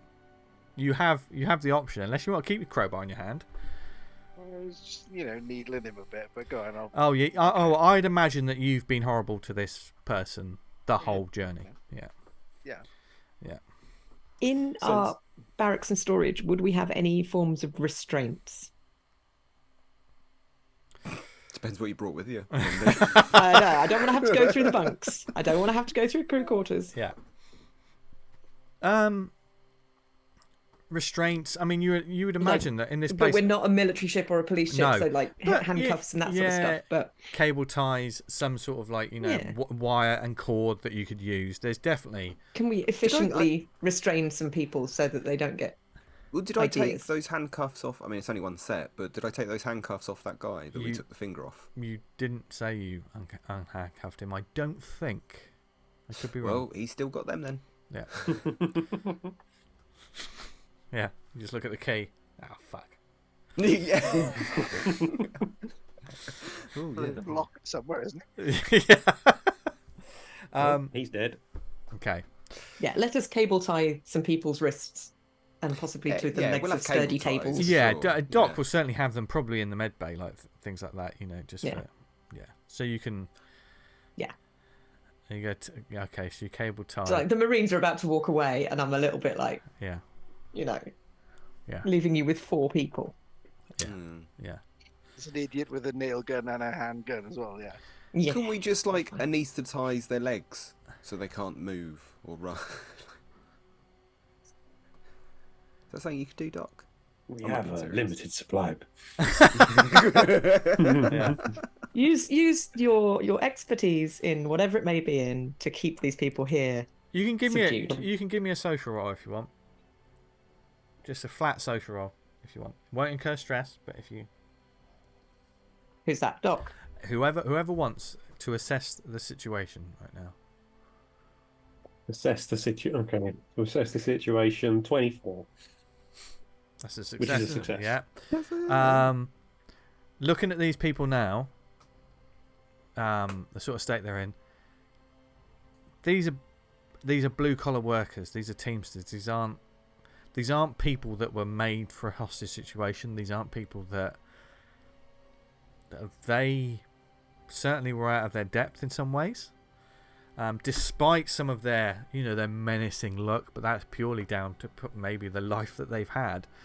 And you've seen people traumatized or just you suss that the people here. Bartlett maybe he's you can tell he's angrier than the rest. But you don't think. I mean, you feel better having Zam there with a nail gun. And there's a handgun nearby, but you don't think that these people are going to make, especially after losing one of their own in quite a violent manner. They're shook. So as you're there, and you want to begin treating these people, or treating the wounded. Yeah, I'm going to treat the nail face, and I'm going to Okay. treat Bartlett as well. Yeah. Just give me an intellect check with your medicine on this, just to see. With surgery, Probably not with surgery. You're not going to have to do surgery. just field medicine. Oh. Intellect plus field medicine. Okay. So aiming for 63, and I got 34. They're rolling well tonight, guys. This is good. Yeah, you get to work. You immediately. This is having a shotgun in your hands. Not really comfortable with. Maybe pulling a nail out of someone's head. You're slightly more comfortable with, but that's something you have to make peace with on your own, PJ. That's yeah. And Stitches. as Zam is there to help out. No, he's got Don't- the nail gun. No, he's Don't got the handgun. touch You got anybody, Zam, or anything. Just stand guard. Probably gonna wave the nail gun around. and you hear and there's a Just few. to get a response from people. He's yeah. not gonna. And these people are sat down. Do you know what I mean? They're sort of like knees to their chest, sort of zip tied. Just imagining Zam dry firing it for the noise. Just to spook them. Oh God, that's dark. Firing nails Yeah. around. Yeah. Sam, stop firing nails into my medical bay. Admiral Mittens is on the wall. Like, Yeah. Yeah, the damn cat keeping Yeah. my engine room. Yeah. But Wendy and Blaze. Chum, head down to the level where the engines and the cargo bay are. Where'd you go? Darcy will certainly open the doors that you want. So are we in the middle? You've currently bottom level. Yeah, you've just gotten to the I saw down the that ladder. ping. Yeah. Cool. The cargo bay itself is you've got the main bit where obviously the exo loader is. There's also where the cargo is. So it's it's, the whole thing is Blaze, I'm Wendy? going to need you to take point on this. Something happened when we were on that planet. I tried to hit a droid and I couldn't hit it. And I was scared. And I don't know if I can be violent. Whoa, whoa, whoa, whoa, whoa, whoa. You're a Marine. We're made for violence. Surely Wendy can't be scared by one droid. I saw you took a bar full of guys out. But maybe that was who I was. And maybe it's not who I am. And it all seems a bit pointless. Doesn't it? I'll admit it's been a rough journey, but Just now, just this once. I'll back you up. all right. I'll take point, but We'll let me know figure it if you. Okay. So, Blaze, you have the shotgun. Wendy, what Yes. do you have? Also, you have a shotgun. Yeah. I've got like a pair of binoculars. Okay. Just there behind him.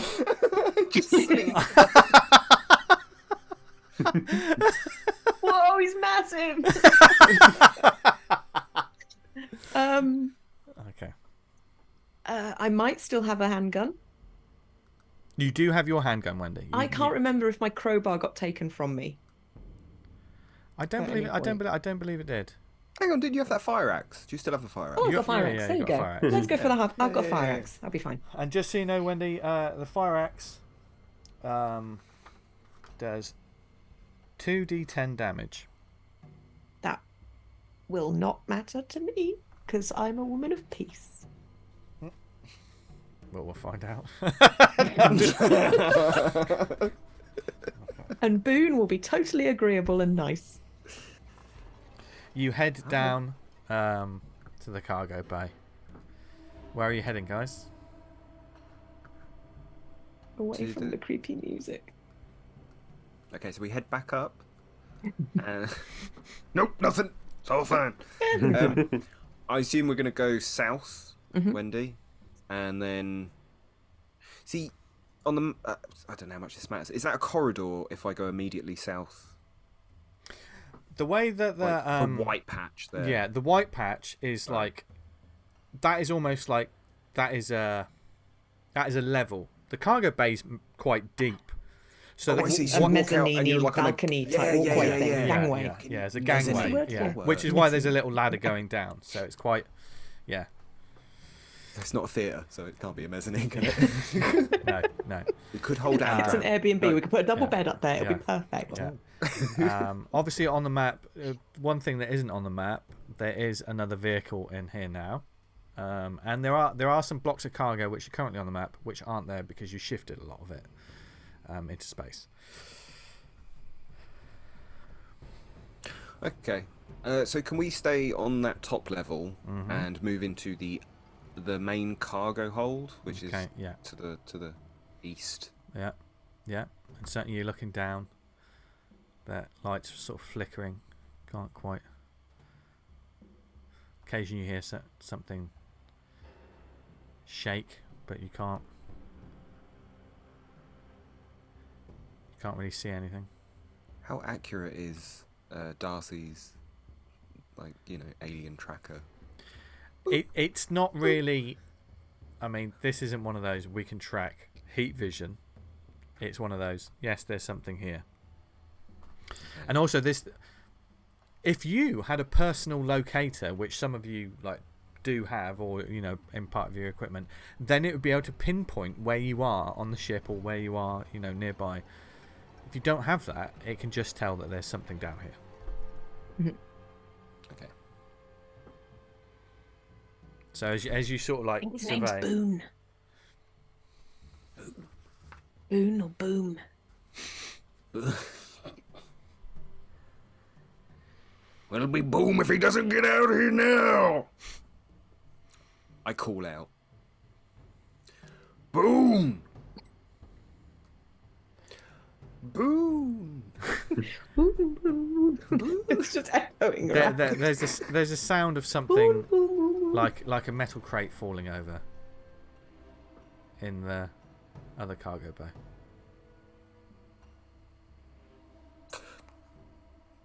We run. Staying we run? on, Do you run? staying on that platform. Oh yeah, staying up top. Yeah, as you're sort of swinging around, and you can't see anything there right now.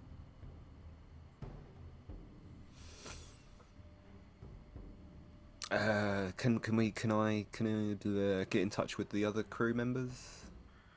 Like Doc? Do we have intercoms? There are some intercoms, probably around that level. There'll be one nearby. Yeah, so you can press a button and. Doot. Doc, are you there? Yes. Has Boone got in touch with Bartlett yet? No. No. You didn't sound so sure there, Doc, but I was waiting for the warden to tell me. Oh, okay. Alright, that's all. We're still checking it out. Nothing yet. He's always been a How stubborn likely bastard, that one. How likely is he to be a problem?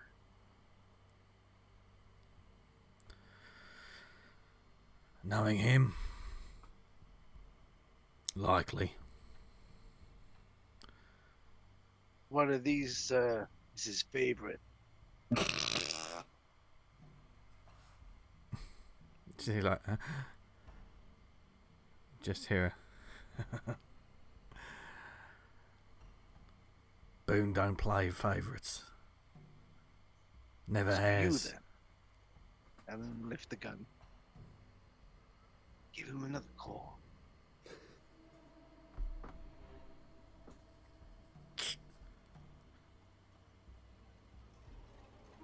Boone, mate. Stop fucking around here. No, I think they just want to talk to you. Please do whatever you have to. When that I'll get happens, you, Doc.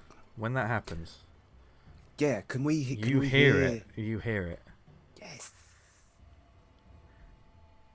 directly underneath that platform. There. Okay, so kind of where we stood. Yeah. Cool. But lower down. 'Cause Yeah. you know there's a ladder. Obviously. Yeah. Okay, so question. When we heard that noise, was it tried to be stifled or turned down, or was it just straight, we can just hear the comm all the way through? I would say it started a little bit louder, And then- echoed a bit, and then it cut off pretty quickly. Okay. It was like, Boone, mate, stop fucking up. And then it... Hey, Boone. We're going, right? We're all going. Off that rock.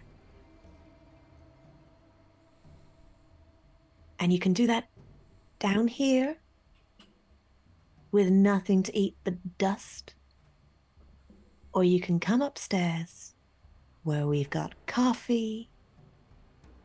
Maybe there's some candy. There's definitely some booze. Much nicer. Maybe even a bed. Make a What do you say? Make a social roll, Wendy. This won't incur stress. This isn't a Nothing to put on there. social stats are something that we've added specifically for this game. Yeah. Enjoy. Mine is a 35. However, I've rolled a 63. More fighting. Your words echo into the cargo bay. You hear nothing. I look at Wendy, and I go like, keep going, keep zhuzh it up, like keep going. This is all like military signalling. Yeah. I So like that. basically, me go down. You chap. What's the pincer? Not pincer. Like I'll cut them off, and you keep them busy with a gib gab. Right. Is it possible, Vince, to go back into the other room that I was in, go down that ladder, Yeah. and then go through the doors at the bottom next to the ladder where he would be? Okay. Yeah. You can However, do my question also is, how loud are these doors that I want to go through? It's an industrial ship. You're gonna have Oh, to. You're Jesus. gonna have to move quick. If you And if you want to catch him by surprise, you're gonna have to move quick. They will open up. They're not like they don't. Okay. Yeah, they will open up fairly quickly, enough for you to squeeze past and then rush out. That's the plan. Yeah, but you'll have to move quick. You may even have to roll for it. But okay, as Blaze sneaks off, shotgun over the shoulder, slowly going down the ladder. Actually, I hold the shotgun in my teeth like a knife. How big is your mouth? I can hold would all say, 3 judging volumes by of the way- Lord of the Rings. And the appendices. Off a lot. Silmarillion as well. Brilliant. It just opens like a pedal bin. Yes, we're going to work on the Blaze Kelvin Pez dispensers as soon as we can. While he's doing this, Wendy, paint us a word picture. What do you say to keep this figure? It's just a junker. We just collect trash and move it around the universe and move it from one pile of trash to another pile of trash. But we have bunks. When was the last time you had a bunk, Boone? A pillow. You were living down in that shitty little backwater planet. When was the last time you rested your head on a pillow and just slept? And then in the morning you woke up and there was coffee and there was space bacon, but like the good stuff, like they served in McCready's bar. But you never went there because you were underground the whole time. Give me a social roll with advantage, please, Wendy. Coffee and bacon will do it every time. So I'm looking for a 35, and I got a 34.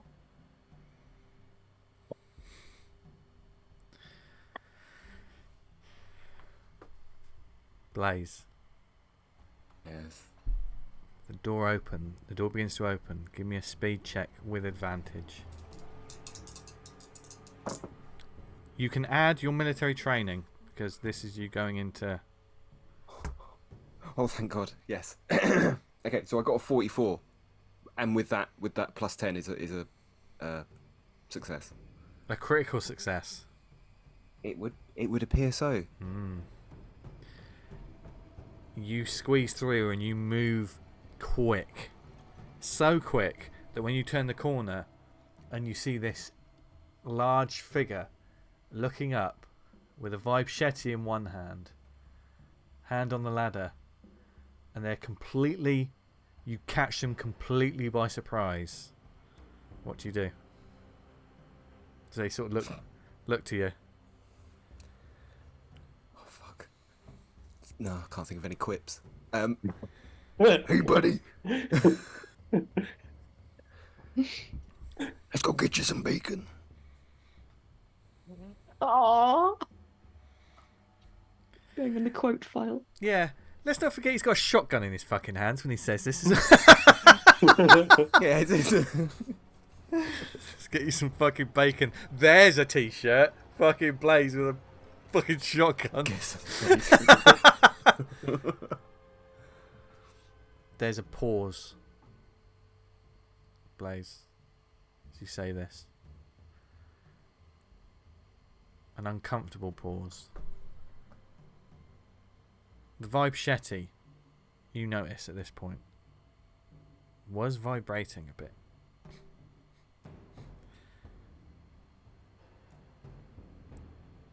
Clocking at this man now,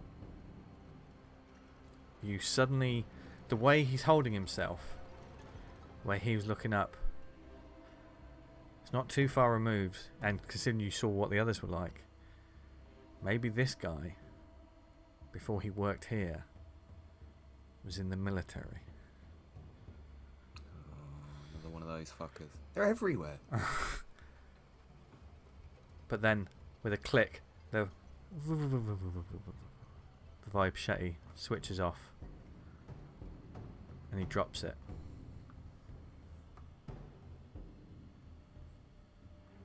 Doesn't say a word, just holds his hands up.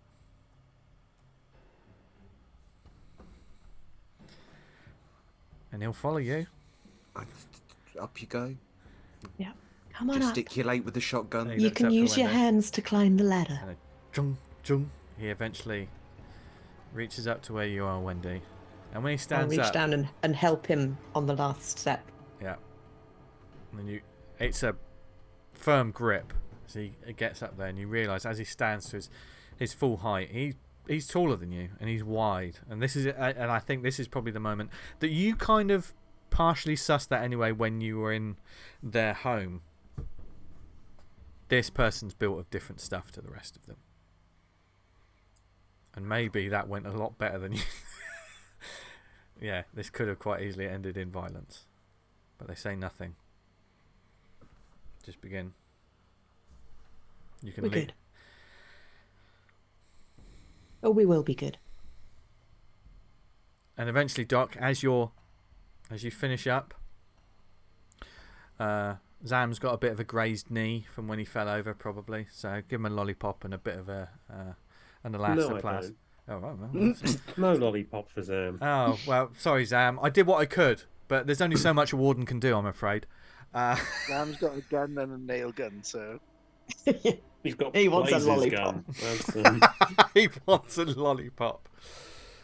Okay, and eventually the door sort of opens up and the large figure of Boone walks in. So, question: how many have we got in the med bay now? All of them. It's All of them are in there, yeah, yeah, probably to the point where it's there's almost no space. Maybe we should bring some back up to the galley. Have some coffee. Rather Soup. than that, one need to stay here for a bit for observation. The not dead ones. Or the not nearly dead ones. Do you say that out loud, Wendy? No. The ones who are not injured. The ones who don't require immediate medical assistance from your doctor. So are you leading them back to get food? What over this period now, because obviously not too far away there's a colony being evacuated. We are not currently in the air, and the captain's pretty much waiting for the go. So without having to play all this out, what is your plan? No! I think we would have told the captain to take off and Okay. start getting us yeah, out of she's here. going. I mean, if that's it, with that in mind, you only have a certain amount of time to decide something before the captain will come over the intercom and say, "Buckle up, because we're taking off." So decide what you want to do with them now, quickly.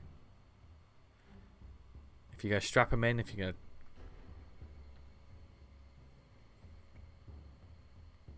Tell a lie, there's Remind one in everybody that we Blaze's have- room. I forgot about the one in Blaze's room, which hasn't been Yeah. opened. Well, And that let's door's let not that been one opened. out. That door's not been opened, yeah. I Yeah, think we we let get them out. Darcy to unlock the doors. Yeah. And... Yeah. Get out, you prick! And like a magazine falls to the floor, and they seem to be. I'll have sedated Bartlett and Nailface and put them under. My name is Nailface. No, he doesn't talk like that. I don't know his name. Yeah, just sedated them. Okay. Okay, so in this moment, what are you doing with these people that... I think we have to take them Ultimately, with or us. for now. What are you going to do with I them? think if we're going to put them somewhere where they are secured and not going to cause any trouble and Okay, where would whatever, you, where would you in like order us that at? we can then have a bit of a discussion. I suggest the meeting and planning office, because that's got a door. We could lock that. Mm-hmm. It's got chairs. Yeah. So you can certainly shut them in there. Yeah. So you shut them in there, and you can shortly after that. Captain tells you to buckle up. You can get in your nearest seats before you actually make that plan. Sit down and make that plan. The ship shudders in a way that you're,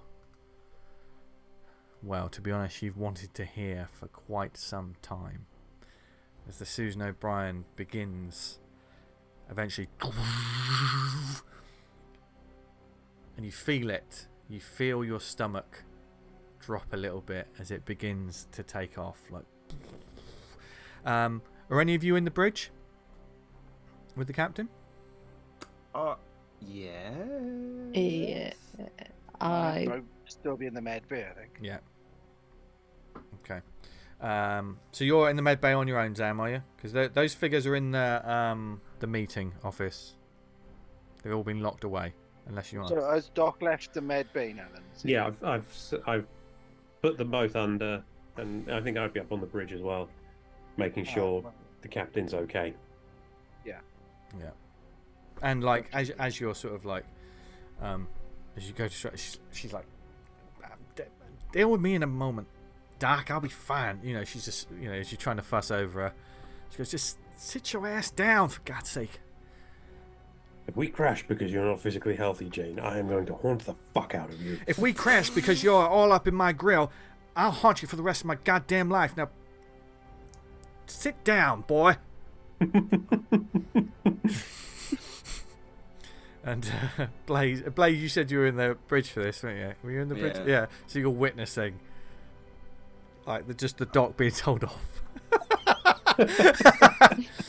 And yeah, as it begins to leaving behind, there's a moment. Wendy, did you want to say something? Just to check, we're keeping them then. Have we had that talk yet? As Captain's like, We're taking off, so we're having the talk right now, very quickly. We can't leave them behind. That's a death sentence. I'm just checking.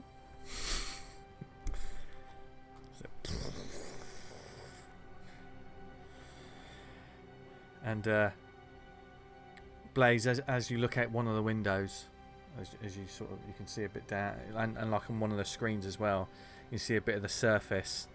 You can see small sort of like,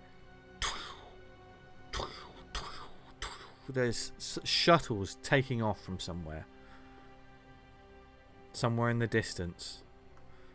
Evacuation pods and ships. But then some of your view is obscured by dust and just the general atmosphere. So it sort of gets lost behind.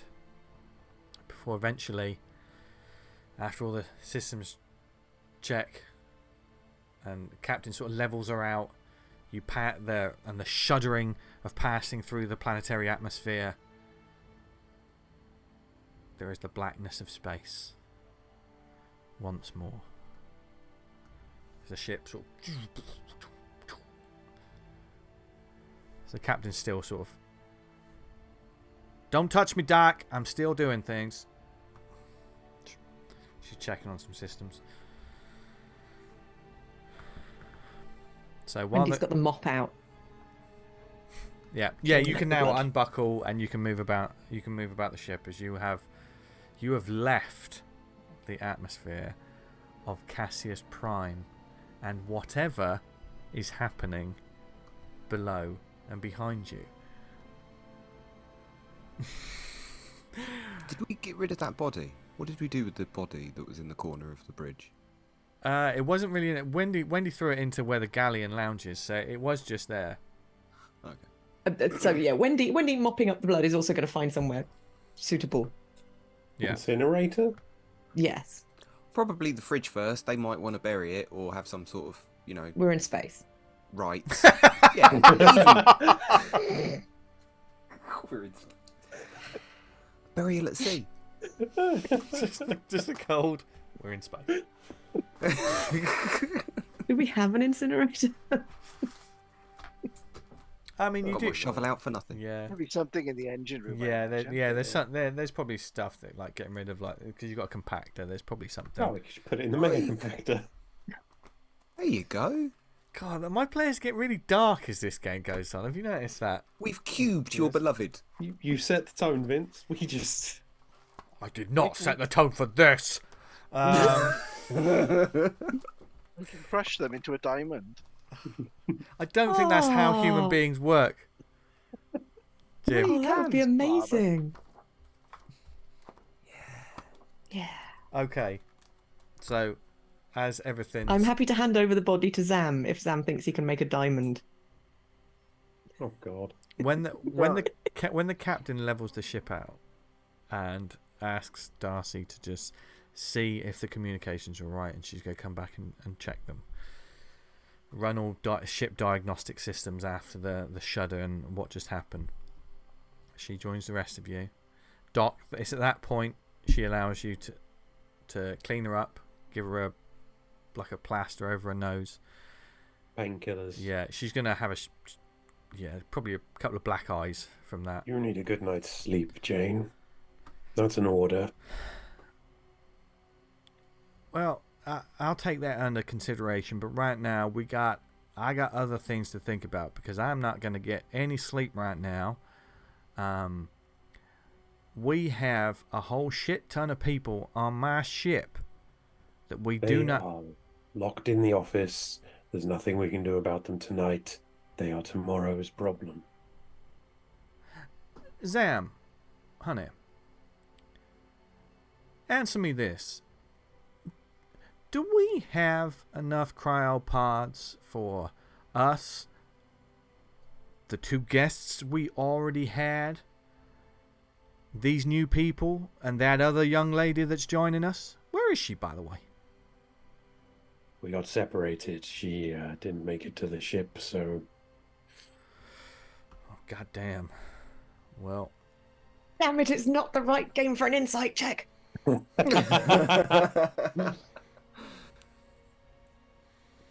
can make a social roll if you want, Wendy. If you I don't remember how many pods we collected, but I'm going to say no anyway. Did you get 10? Did you get 10? I can't remember. This was all the way back in season 1. No, Captain. Exactly. And I don't need to tell you, Doc, that if we get the jump drive fixed, which I'm sure hopefully the team that is on its way to fix that, we can't go through the jump gate awake. We all gotta be last I checked, none of us were androids, and it does mighty awful stuff to you if you're awake for that journey. We may want to get a bit of distance from the planet as well. Okay. Well,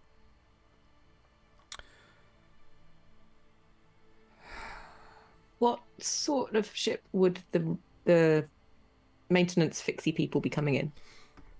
it'll be a smaller ship. You know about there are the sort of essentially like maintenance and repair ships, crew of like 3 or 4 just sent off. They've got like And just enough space for them, and no. just enough space for them, their gear, and certainly they probably have a cargo bay for gear that they've got to take. And certainly if they're coming to see you, they'll only have that.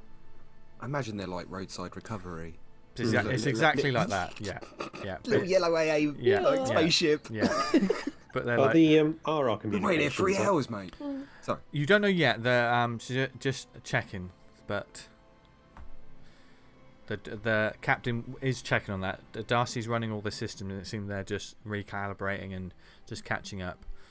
And of course, because you're a couple of systems away, there may be a little bit when you're waiting for email, and it's downloading the messages.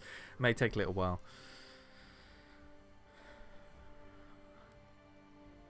Are you all okay? Been a hell of a few days. Wendy, you look tired, honey. I just rolled a 4 on a social check. That's good. It's really good. Not for Doc. Not for that. He's how best to put this?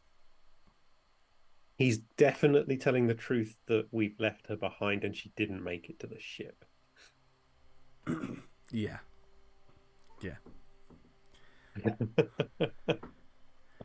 Wendy is suspicious. Yes. I think that's the best result from that, rather than Yeah. oh yeah. It's like there was just something about the way he said it. It was like,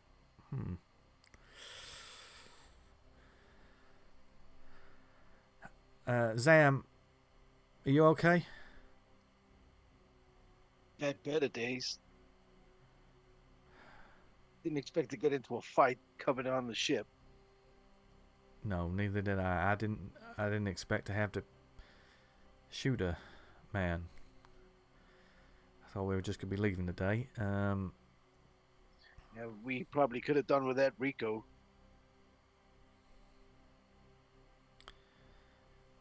Well, hopefully that young lady managed to escape with everyone else. That's I not. hope so. She's not here. That's not our concern. I just gotta deal with what I have in front of me, and what I have in front of me is a crew that look beat up, tired, and hell, I don't even know half of the things that you experienced while we were on that. We all need to rest. We can figure out our next move in the morning. Doc, you got any of the good stuff? I have plenty of the good stuff, Wendy. Are you able to prescribe it medicinally for people? Damn it, Wendy, you can just have some. And just be careful with that, Wendy. I mean, don't forget, if you need to take some time, it's going to take us a few weeks to get home. It's not for me, Captain. It's for you. I'll go get some, whatever the good stuff is. Is it Nice whiskey? bottle of whiskey. Nice bottle of whiskey. Oh, and the good some, stuff. Oh, she thought you meant more pain pills. No, God, no, some tin cups. And Right. and bring it in and kind of... Oh, now I understand. The good stuff. Oh, yeah, this is the good Jeez. stuff. God damn, Doc. Okay. Well, I'll head back to she takes the bottle and a glass. I'm going to head back to the Zam. Yep. I mean, do I need to know how bad that's going to be?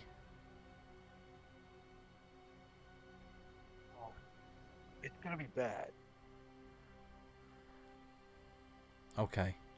How fast are we talking?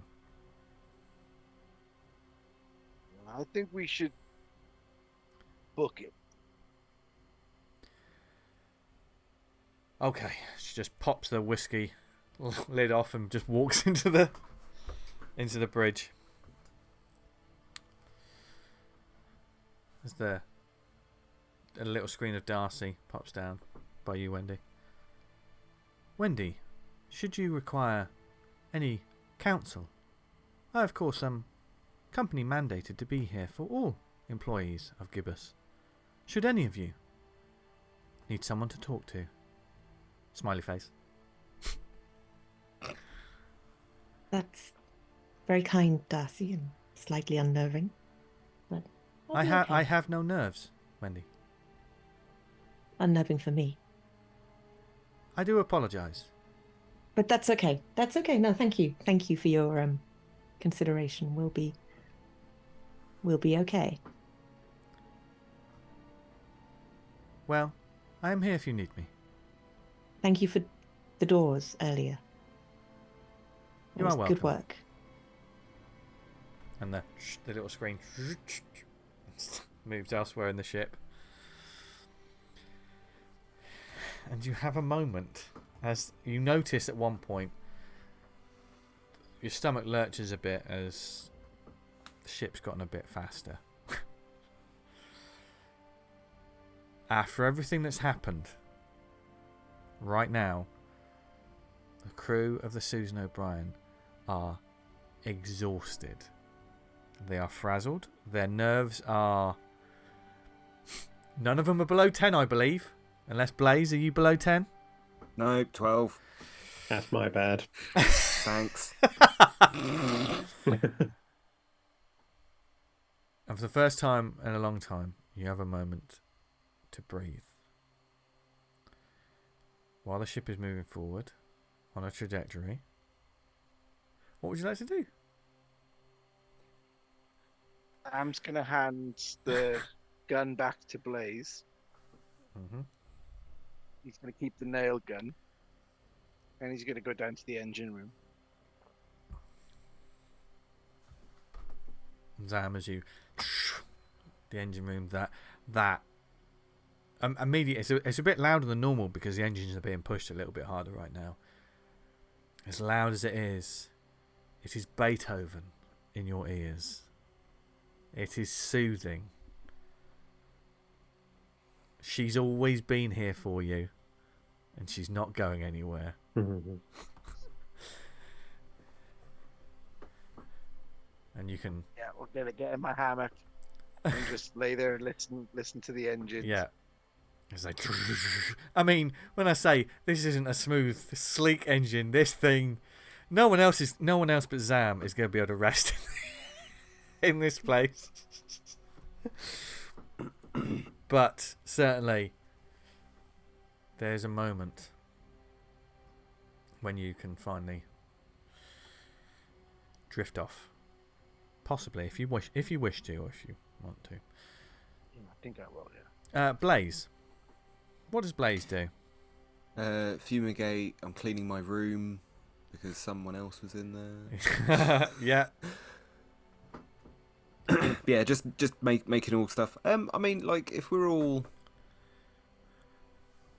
Is there time for a short rest?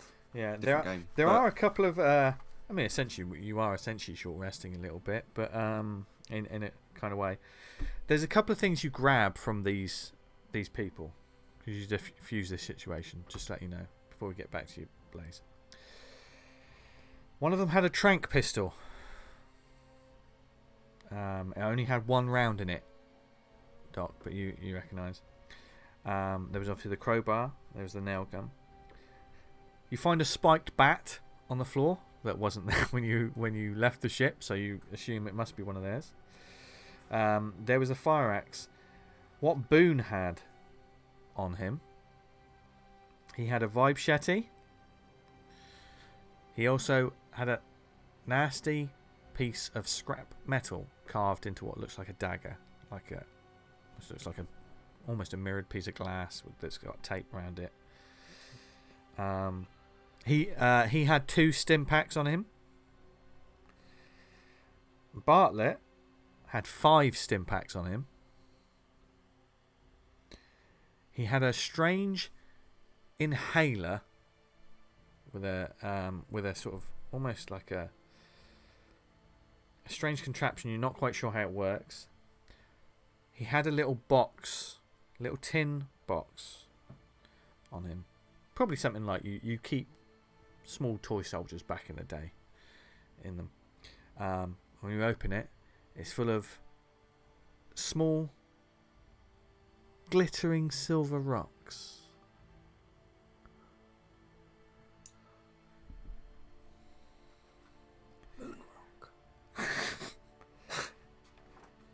he also had a lot of pain pills on him.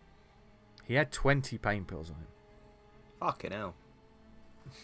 Oh. Probably addicted. Lock. There was also could each of you roll me a what would it be? Let's have a look. Each of you give me a D10, please.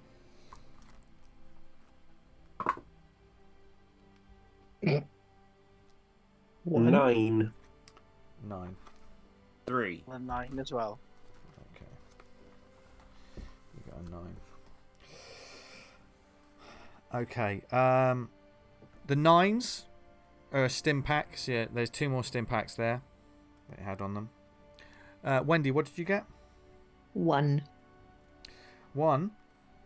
Yeah. There was a strange, like it's almost crafted in some ways, but it looks to be a makeshift grappling hook, with a heavy duty industrial cord, essentially like 50 feet of that. It's not something that you fire. It's like one of the classic swing it, yeah. And it looks like it's pretty heavy duty. It'd probably be able to carry 2 people possibly on this thing. And what was the other? Blaze, what did you get? I got 3. You got a 3. Strangely, 5 glow sticks. Industrial glow sticks. Yeah, we're gonna rave. Yeah. I'm gonna give my stim pack to the doc. Yeah. Okay, so you can add it to the inventory. The nail gun. Yeah, yeah. We can So also... I'm gonna give the stim pack to the doc. Have a bag of holding. Yeah. Ship Yeah. of holding. Yeah, exactly. It's like this is essentially your home little base at the moment. So, and you diffused that situation in a way I didn't think possible. So, but you notice that these people, they have no money on them. There's absolutely no money. There doesn't seem to be.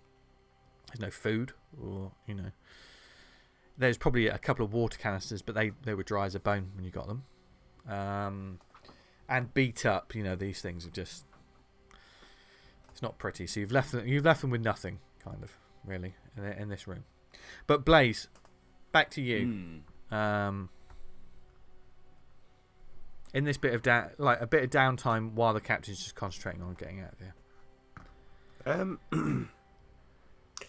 How long have we been travelling for? It's still the first day. This isn't days. This is almost the time after, as your adrenaline's coming Are we down. feeding our captives, or What time of day is it? yeah?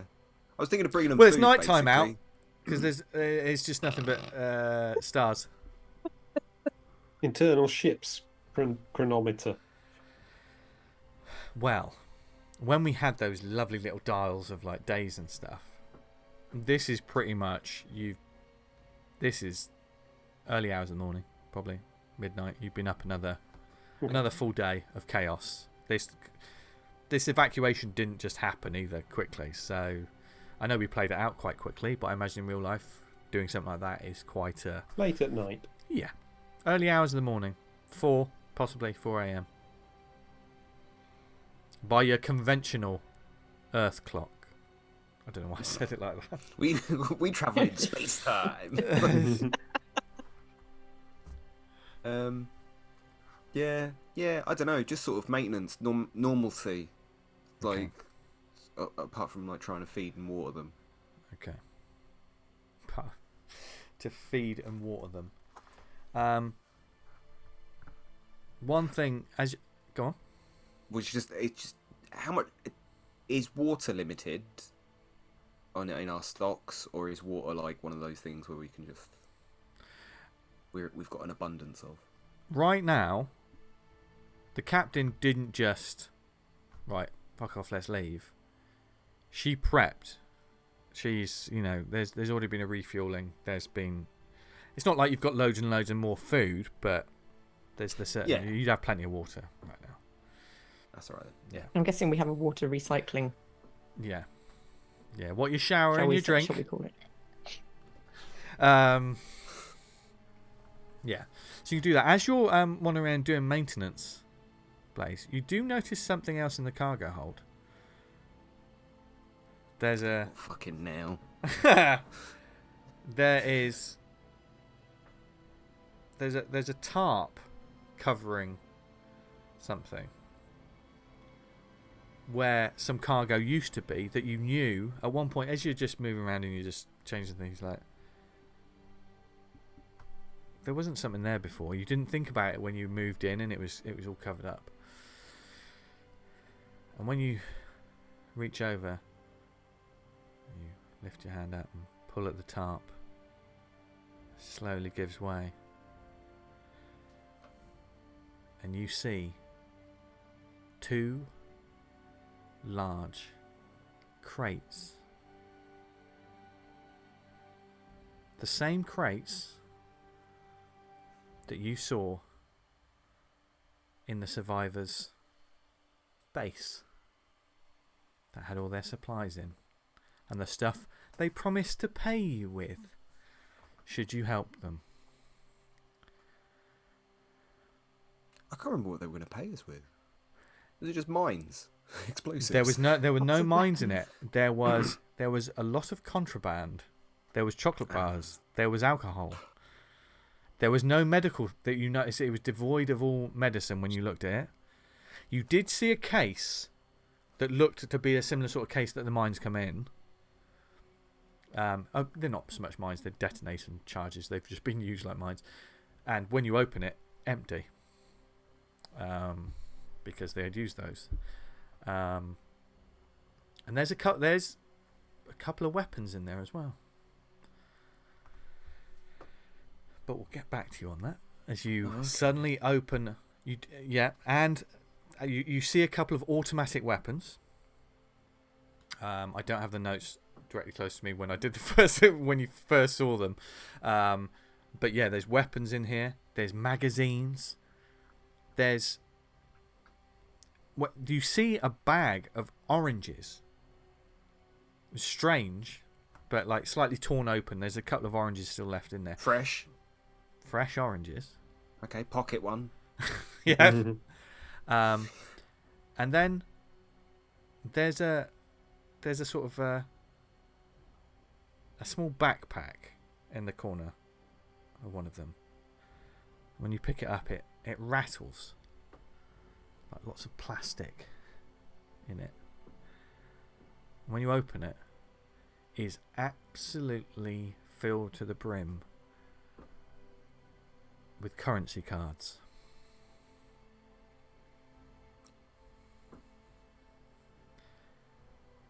Everything here is contraband. Imagine things that you couldn't really get.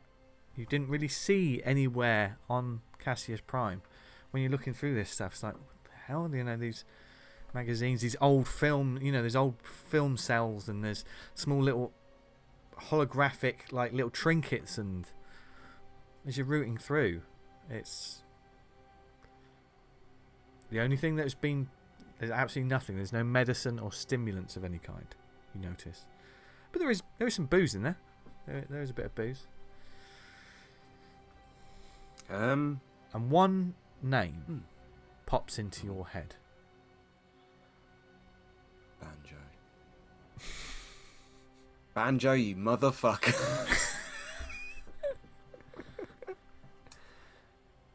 So, as Blaze is a kid by the tree at Christmas, going through his presents. Is there, before we step away from you, Blaze, is there anything else? You look thoughtful. Have we seen everyone's face so far?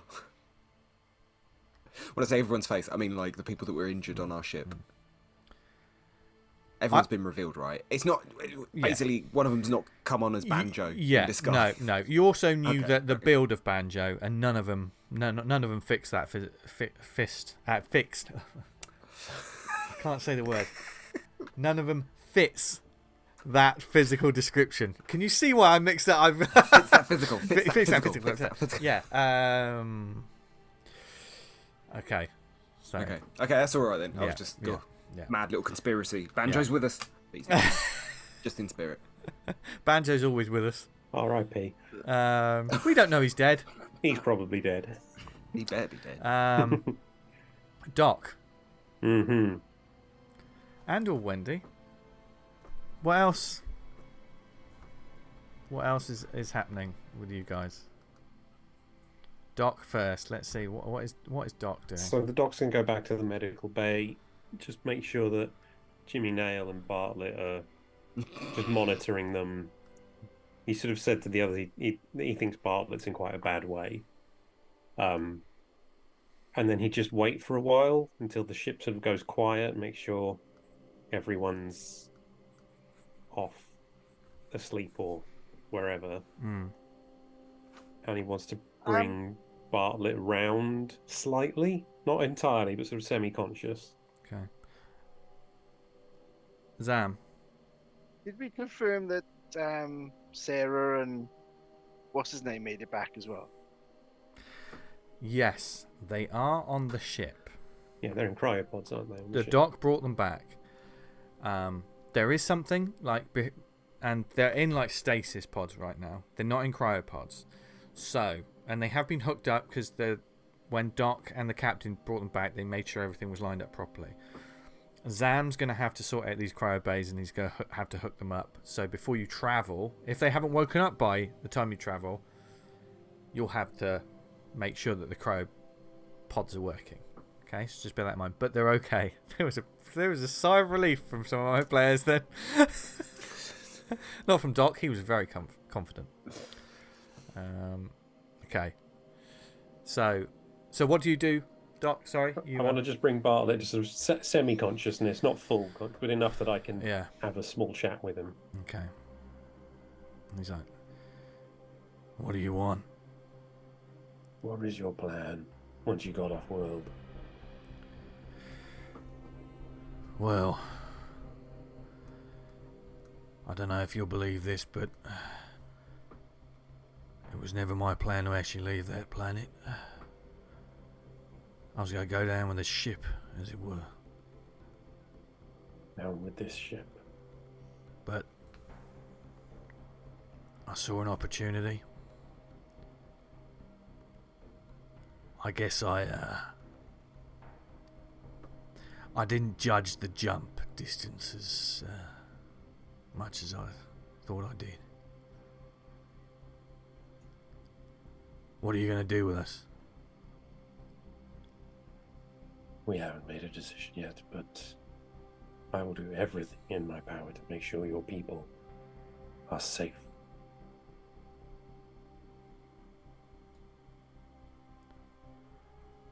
Well, I like to say I'd take you on your word, but I don't think either of us really believe each other now, do we? No. You're a charismatic zealot whose word isn't to be trusted, and I am what I am. Yeah, you are, aren't you? You get people on side with your personality and your words and wrap them around your fingers. But don't worry. Your people will be safe with us. And I sedate him again. He's like, yeah. And then I smother him with his own pillow. I mean, you laugh. No, that's genuinely what I'm going to do. Are you going to do that? Yeah.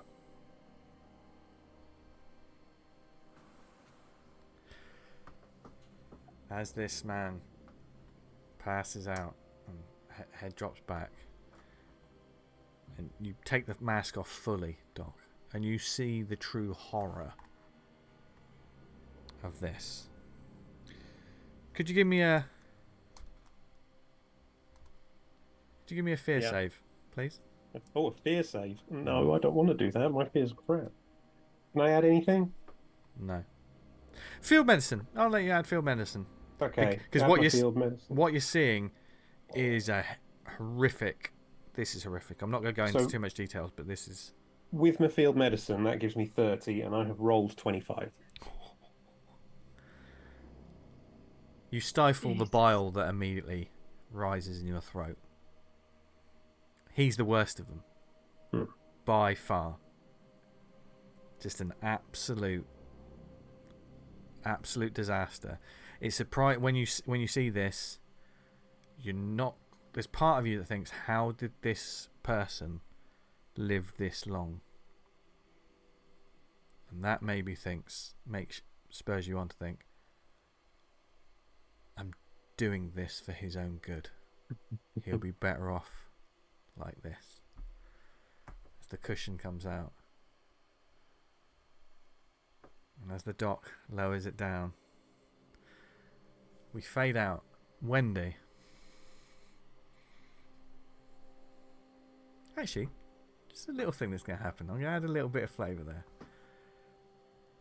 As the doc puts the pillow down, you briefly look up, just to the corner of the med bay, doc. And on the other side of the closed med bay door, through the window, there is a woman standing there, staring at you. She just shakes her head. And I just stare back at her while I'm going to work. Wendy. Hi. Hi. Feel bad for offering Boone a pillow now. He's going to get really annoyed.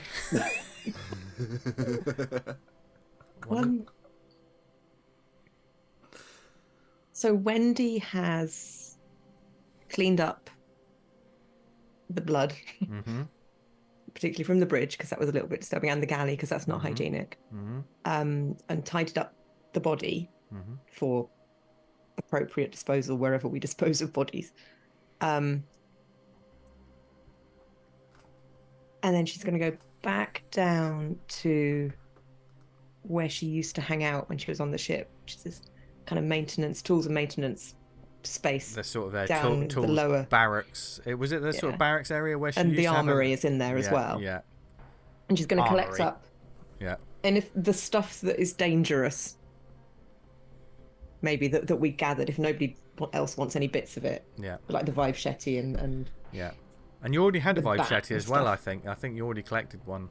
oh cool, Yeah. and just kind of put them in the armory, beep, beep, beep, beep, beep. So they're accessible to us but not to others. Yeah.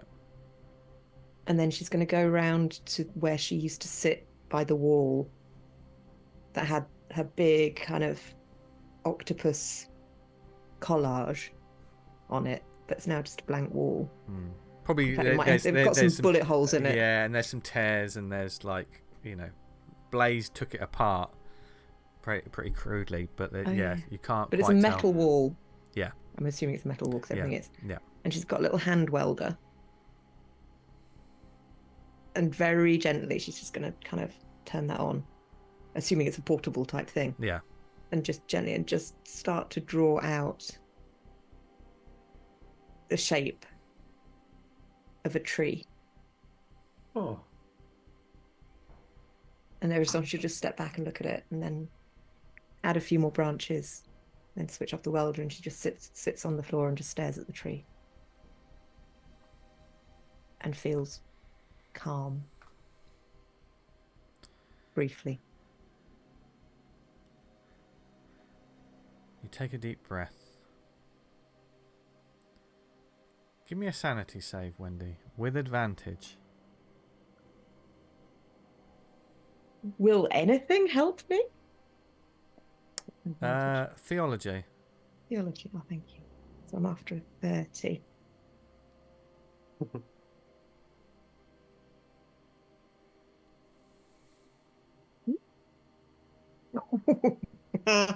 Thank you for the advantage. That's a 100. nice. Guys. It would have been a 33 otherwise. I'd have been so fucked. Roll me a d5, please, Wendy.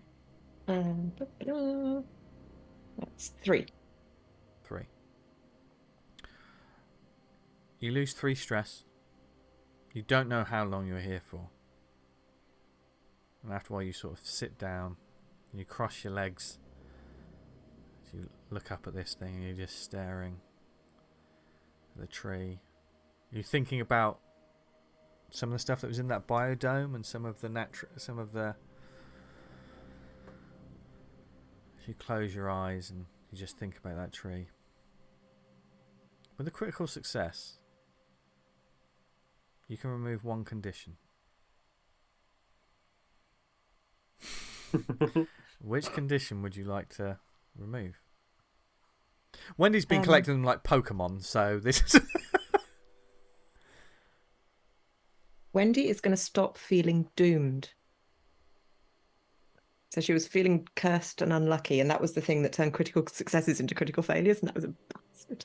Yeah. So yeah, she's going to stop feeling doomed. Okay. So she's still a coward. She's still a frightened coward who has nightmares. Yeah. And as after everything, as Wendy's sat there, eyes crossed, taking a deep breath in, and the sound of the world just fades away, and the camera pans in on her eyes, closed eyes, until they shoot open once more.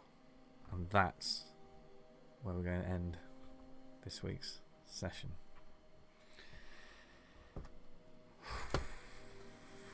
I think that was quite a session. Once again, fantastic play from all of my players, taking this game into weird, wonderful, moral, tense, just fantastic action sequences. It started off with chaos, it continued as chaos, and ended with tranquility. You never know what you're going to get with this game, which is I feel like Wendy and Doc have gone on opposite. Oh yes, PJ, you made quite a choice. Oh my god. Doc. Ever since we let him drive the car, Yeah. he hasn't been the Yeah, same. he's got a taste for blood now. Yeah. And Fucking Harold Shipman Look, there. look, guys, I mean- it wasn't the car. All our, right. our next, yeah, our We next. don't know that he's done that, though, do we? No, Nope. No. No. But Zam would fully support it if he had known. yeah. Yeah, Zam's on a bit of a downward trajectory as well, Yeah. I've noticed. Suddenly the Marines are like really sensible, peaceful Yeah, people. this is And the crazy. civilians are like, What are they doing? "Rah!" Blaze Kelvin's a fucking moonbeam on this ship. He's, hey everyone, I've got no conditions, and like, you know, how everything's you've going managed alright that, at the I moment. do not know. I do not know how you've managed that. But next session will be our mid-season finale, and there is going to be decisions that have to be made.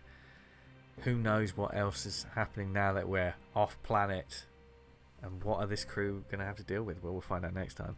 But until then, huge thanks to my wonderful players as always, and a few thanks to give, a few more thanks to give. As always, thanks to the wonderful Tabletop Audio who did the ambient music for this show. Go to Tabletop Audio on Patreon, follow them on social media. It's great. You get 10-minute tracks that you can play in your sci-fi, fantasy game, all of this cool stuff that you hear right now. It's brilliant stuff. Our wonderful Safe Space theme is from the brilliant ELIOT Red, who you might have met on our spin-off Endangered Species. Ooh, yeah. What? It's a universe within a universe, quite literally. But brilliant thanks to him as always. If you're anything like us, you're just humming the tune all the time. Our wonderful credits and artwork, the one and only Gavin Mitchell. Yes, when he's not being a really cheery military killer, he's he does lovely art as well. And what else do our lovely crew do? And where can people find them? Jim. Go to Instagram at Jim Bampfield. Lizzie. Look across your social media platforms for Lizzie Boyle Says, or the at Ski Shoot Repeat podcast. Nice. Gavin Mitchell, that face. Why did you pull that face just then? I don't know. Yeah. It's like when you catch like one of your pets, like Yeah. cats or dogs. Like they sometimes have their tongue out. Instagram as well. At Bob Goblin. Nice. And the very dark but also very lovely PJ Montgomery. Where can people find you? Instagram, PJM82, or my podcast, The Measure of a Fan, Measure Fan Pod, across all social medias. We're watching Star Trek in chronological order. Amazing. Great shows all round. And this was a great show. Follow us on social media at Safe Space RPG. Join us back next time to see where this goes. I don't know. My head's always like every time, and it's amazing. But wherever you are in the world, we hope you're healthy, doing great, playing games that you love and you enjoy playing. Even if you go to some really dark places, we hope you're doing it in a safe, comfortable environment with people you love. If you're lucky like me, you get to do it. So until we see you next time, stay safe out there. Bye everyone. Bye. Bye.